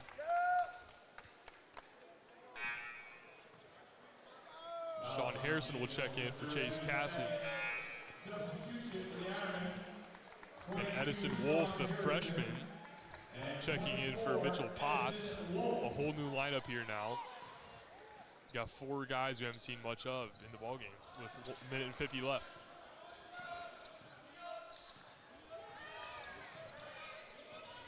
Birdie gets a screen from Wolf. He goes the other way with it. Harrison, one more pass for Ince, and the 3, bang! He's got it. And these guys bring the energy on the bench, and even when they're on the court, there's still energy on the bench. You see the starters showing love for their teammates. Dallas Marshall Jr. Timeout Bloomington, full timeout. Yeah, good to see A.J. Ince knock one in for the corner right there for the senior. Another kid that works really hard every day in practice. We saw him a little bit in the first half, now knocking down one from the corner. Now Chase Caston looks like his night is done. 26 points in the contest, 4 threes for Chase. He just seems like a player right now who is getting better every single game. Yeah, he's averaging 18 points on the year. He's been all over the glass, too. He averages 8 rebounds a game, really filling in for the all-time leader in rebounds, Kobe Walker. That's been huge for the Ironmen. Yeah, this is a very different team than what the Ironmen put on the floor last year. Kobe was a guy that you could throw the ball down in the post. He's kind of that permanent post guy inside, gobbled things up on the glass. This team probably does things a little bit more on the perimeter with the dribble drive, spacing the floor, getting the glass off the dribble, and dumping it down inside in the post. Got to kind of share the rebounding load as well. And he's done a nice job tonight after only putting up 46 on the board against Drowners Grove South, 74 on the board for the Ironmen here with 1.5 to go. Yeah, definitely an offensive resurgence for the Ironmen. They find their way. Got East Peoria tomorrow at Normal West. That's a state-ranked team in 3A with a lot of talent. Here's a nice pick-and-roll action, and Edison Wolf, the freshman, will head to the line. Yeah, nice job by Edison right there. Setting that screen on the wing, nice little step and roll, able to get to the basket right there, draw some contact, head to the line.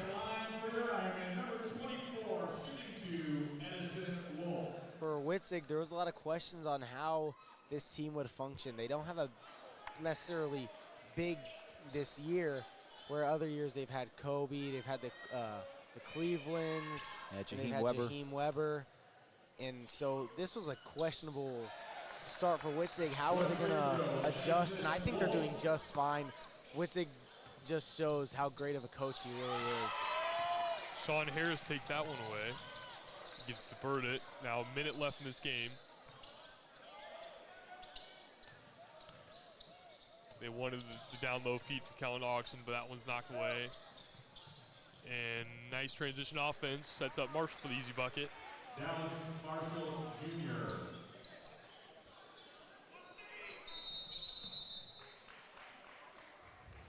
Yeah, 5-second violation there against the Ironmen. Will turn things back over to Bloomington here with 40.6 seconds to go in the contest.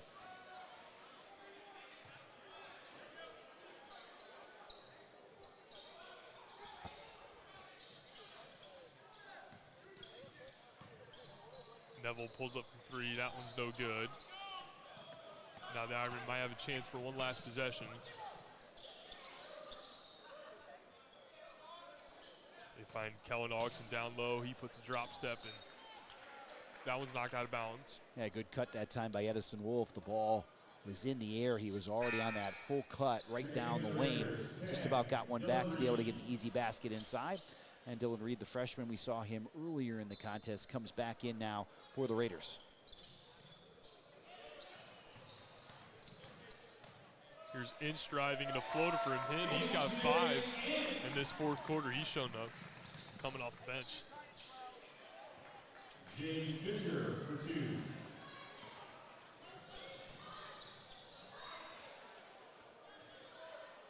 There's Makai Burdett trying to do a little bit of what his brother does, those one-handed passes in transition. Now the Ironmen take on East Peoria tomorrow, as you mentioned, Brady. As a 3 by A.J. Ince from the corner. He's got 8. That's great to see from the senior A.J. Ince. He's got 8 tonight, 2 threes. Makes this an 80-point ball game. Not something you see a lot in high school basketball. Definitely not something you see in Ironman basketball, but we've seen a lot of that this year. We've seen them break 80 a couple of times. Now Normal Community plays East Peoria tomorrow. They'll play Danville on Tuesday, and then we'll have next Friday's game against Peoria Richwoods here on the Inkspot. Next Friday night, another boys-girls doubleheader for you. But Yusuf, let's start with you. Let's get your thoughts on a 80-61 win for the Ironmen. In the beginning, Normal Community was looking kind of dominant. I thought they were going to have an easy game, but Bloomington came back in that first quarter. In that first half was very competitive, ending 33-30 with that clutch Bloomington 3 to pull them back in. But finally, Normal Community was able to pull away. And I think that throughout the whole season, we see the same thing over and over. The first half may look a little shaky, but Witzig sure knows how to talk to his team, get them together, and finish out the second half of almost every single game they've had. Yeah, Brady, your thoughts on a 19-point win for Normal Community? Yeah, after a close first half, the score was 33-30, just a 3-point game, but the Ironmen really picked things up, getting that 80 mark in that second half, and that really was the difference. The Ironmen have done what they've done all season. They've gotten to Caston, they've gotten to Darrell Brown, Trey Burdett, their scorers, and they took care of business tonight.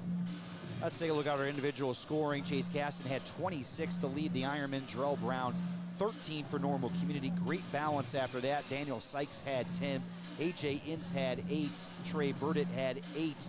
Carter Harris had 8. Andrew Nauer had 3. 3 points for Makai Burdett, and Edison Wolf chipped in 1 for the Ironmen. On the other side for Bloomington, Dallas Marshall finished with 20. 14 for Maddox McSwain, 13 for Jaden Neville in the contest. Keontae Hamilton had 5. Jaden Fisher with 2. Ray Shugai had 2. And 1 point for Brock Holtz. It was 22-10 Ironmen after 1. 33-30 at halftime. Normal Community had the lead. They increased the lead to 17 at the end of third, 54-37, and they win it 80-61. Real quickly, guys, your thoughts on Normal Community taking on East Peoria tomorrow. As you mentioned, Brady, a team ranked high in Class 3A. Aspirations for that East Peoria team of making it to the State Farm Center come March. Yeah, they've seen the best talent they've seen in a while. They got Quentin Kitt, a 6'6", around staying at 6'6", going to University of Illinois to play for Coach Brad Underwood, and they got Cole DuBois, a nice guard that's a senior now, and he's been doing great things for the East Peoria team for a while. That'll be a great game to watch tomorrow night. Well, Normal Community will play East Peoria tomorrow, Danville on Tuesday, and then we will have the Peoria Richwoods game next Friday here on the Inkspot. Girls at 6, boys at 7:30. Once again, our final score tonight, Normal Community 80, Bloomington 61. For Yusuf Abed and Brady Phelps, I'm Joel Swanson saying have a great weekend. Ironmen win. Catch all the action this season, every Friday night home game, streaming live on NCHSInkspot.com. Don't miss a shot, a rebound, or buzzer beater. Be there, and if you can't, watch it on the Inkspot.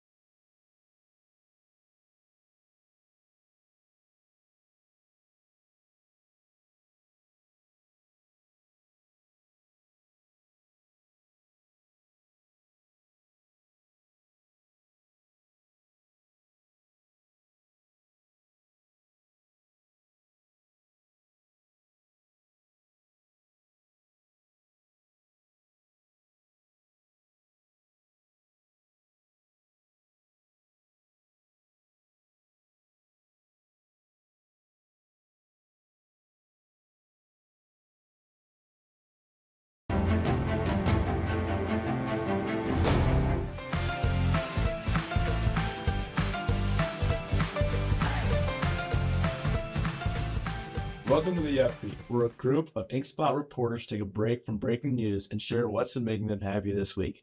I'm Pranab Bukya, and this week I'm alongside Anna Chang and Colton Harris as we try to put some happiness back into the headlines.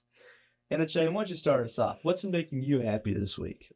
I like the snow and the cold that we had. I lived in North Dakota a few years ago, and we used to get a lot of snow like up to here, but no, I don't see snow that much anymore, so. Really? So you say you really like the snow. Are you more of a winter person or like a summer person? I'm a winter person. Really? You don't like the summer at all? I like the summer, but I like winter more. Do you like play in the snow, like snowman stuff? Like I like looking outside and seeing snow. Yeah, that is valid, but like I hate the cold. Yeah, my friend who lives in North Dakota right now, she said last Friday it was -25 and it felt like -60 and they all still went to school. -60 and they went to school? Felt like -60. Oh my gosh. I couldn't imagine living there. Absolutely. No. Jeez, how did you live? Is that when you moved because it was so cold? No. Oh. All right. Cool. Why don't you go ahead and share what's been making you happy this week? Besides the 4-day weekend, love it. The theater company here finished a set for Book of Foil for the winter play. I'm not gonna make any spoilers, but to think for my final show in this theater program, this is probably the best set I've ever had. So I think people will come see it. They should come see it. They will enjoy the set as much as I do. It's very fun. Really? Yeah. Can I ask what the show is about? Or maybe it's 100. It's just like Shakespeare. It's a Shakespeare show. The entire plot, I don't know. The entire plot is their friend dies, and when Shakespeare dies, and their friends, Henry and John, are trying to collect all of Shakespeare's plays and like make it into a book. Oh, I got you. Yeah. It's a funny plot line. What is the date like? The dates for the show actually is February 12th through the 15th. Okay. Wow. So it's like in a month though. It's coming up. Oh yeah, like in like a few weeks. Yeah. So like when it comes kind of close to that time, do you guys go rehearse every day and every basically all day every day kind of? Yeah, like the latest rehearsal we ever had was like until like 8, maybe 8. Oh, and that's like right after school too. Yeah. It's like 6 hours. Wow. How long is like a play usually? The play's like usually 2 hours usually. Oh, okay. So it is pretty long though. You got like memorize all those lines and everything. Oh yeah. Jeez. I mean, but it's definitely worth it. Oh yeah, 100%. Yeah. What about you? What's been making you happy this week? Something that made me happy this week was on Saturday actually when Illinois, Fighting Illini, their basketball team traveled to Lafayette to play the Purdue Boilermakers, the number 4 team in the country, and Illinois actually upset them, and it was like a really close game throughout. Like there was like a bunch of lead changes, and their time they're like, all right, Purdue's got like an 11-point lead. You think they got it, right? But then Illinois just would make like a bunch of threes, and then end up winning the game. I mean, Keaton Wagler, who's a freshman right now, he actually scored 46 points at Mackey Arena, which is like the most that anybody on like an opposing team has ever scored at Mackey Arena. And Mackey Arena is like, it's Purdue's like stadium, and it's like supposedly like the hardest place to play in college basketball. Like it's one of the hardest. So for him to go and like drain like 9 threes, which is also like an Illinois record, single game record, and then have like 46 points, is quite honestly insane. And it's such like an awesome performance, by Fighting Illini that it just kind of made me happy. And it's kind of like going into my week, I'm pretty stoked about it. So, and like as a freshman in basketball, college basketball, yeah, that's like a big achievement, right? I mean, that is crazy. This kid's like 18 years old. He's like probably, I mean, I'm only 17, but he's only a year older than me. And like he's playing against like some 23-year-olds in this school in the mid. That's crazy. Yeah, it is insane. What's Illinois rank now? Illinois moved up in the AP poll to number 8 or number 9. I can't remember, but I think it's honestly outrageous because they have the number 1 offense according to some like sources. So I think that Illinois should be kind of number 6, number 7. I don't really know how Michigan State's ranked above Illinois, but we'll obviously see. Illinois plays Michigan State actually coming up within the next like 2 weeks. Yeah. What rank was the team they played against? So Purdue was number 4 when they played them, and now they dropped to, I think, 11 maybe, 11, 12. All right. That's all for this episode of The Upbeat. Inkspot staff trade breaking news for good news. If you enjoyed spending a few minutes with us, make sure to tell a friend to check out more of our coverage at nchsinkspot.com or on social media at nchsinkspot. We'll be back soon with more stories that keep us smiling. For Anna Chang and Colton Harris, I'm Pranav Bhukia. Thanks for tuning in. And remember, stay positive, stay informed, and stay upbeat.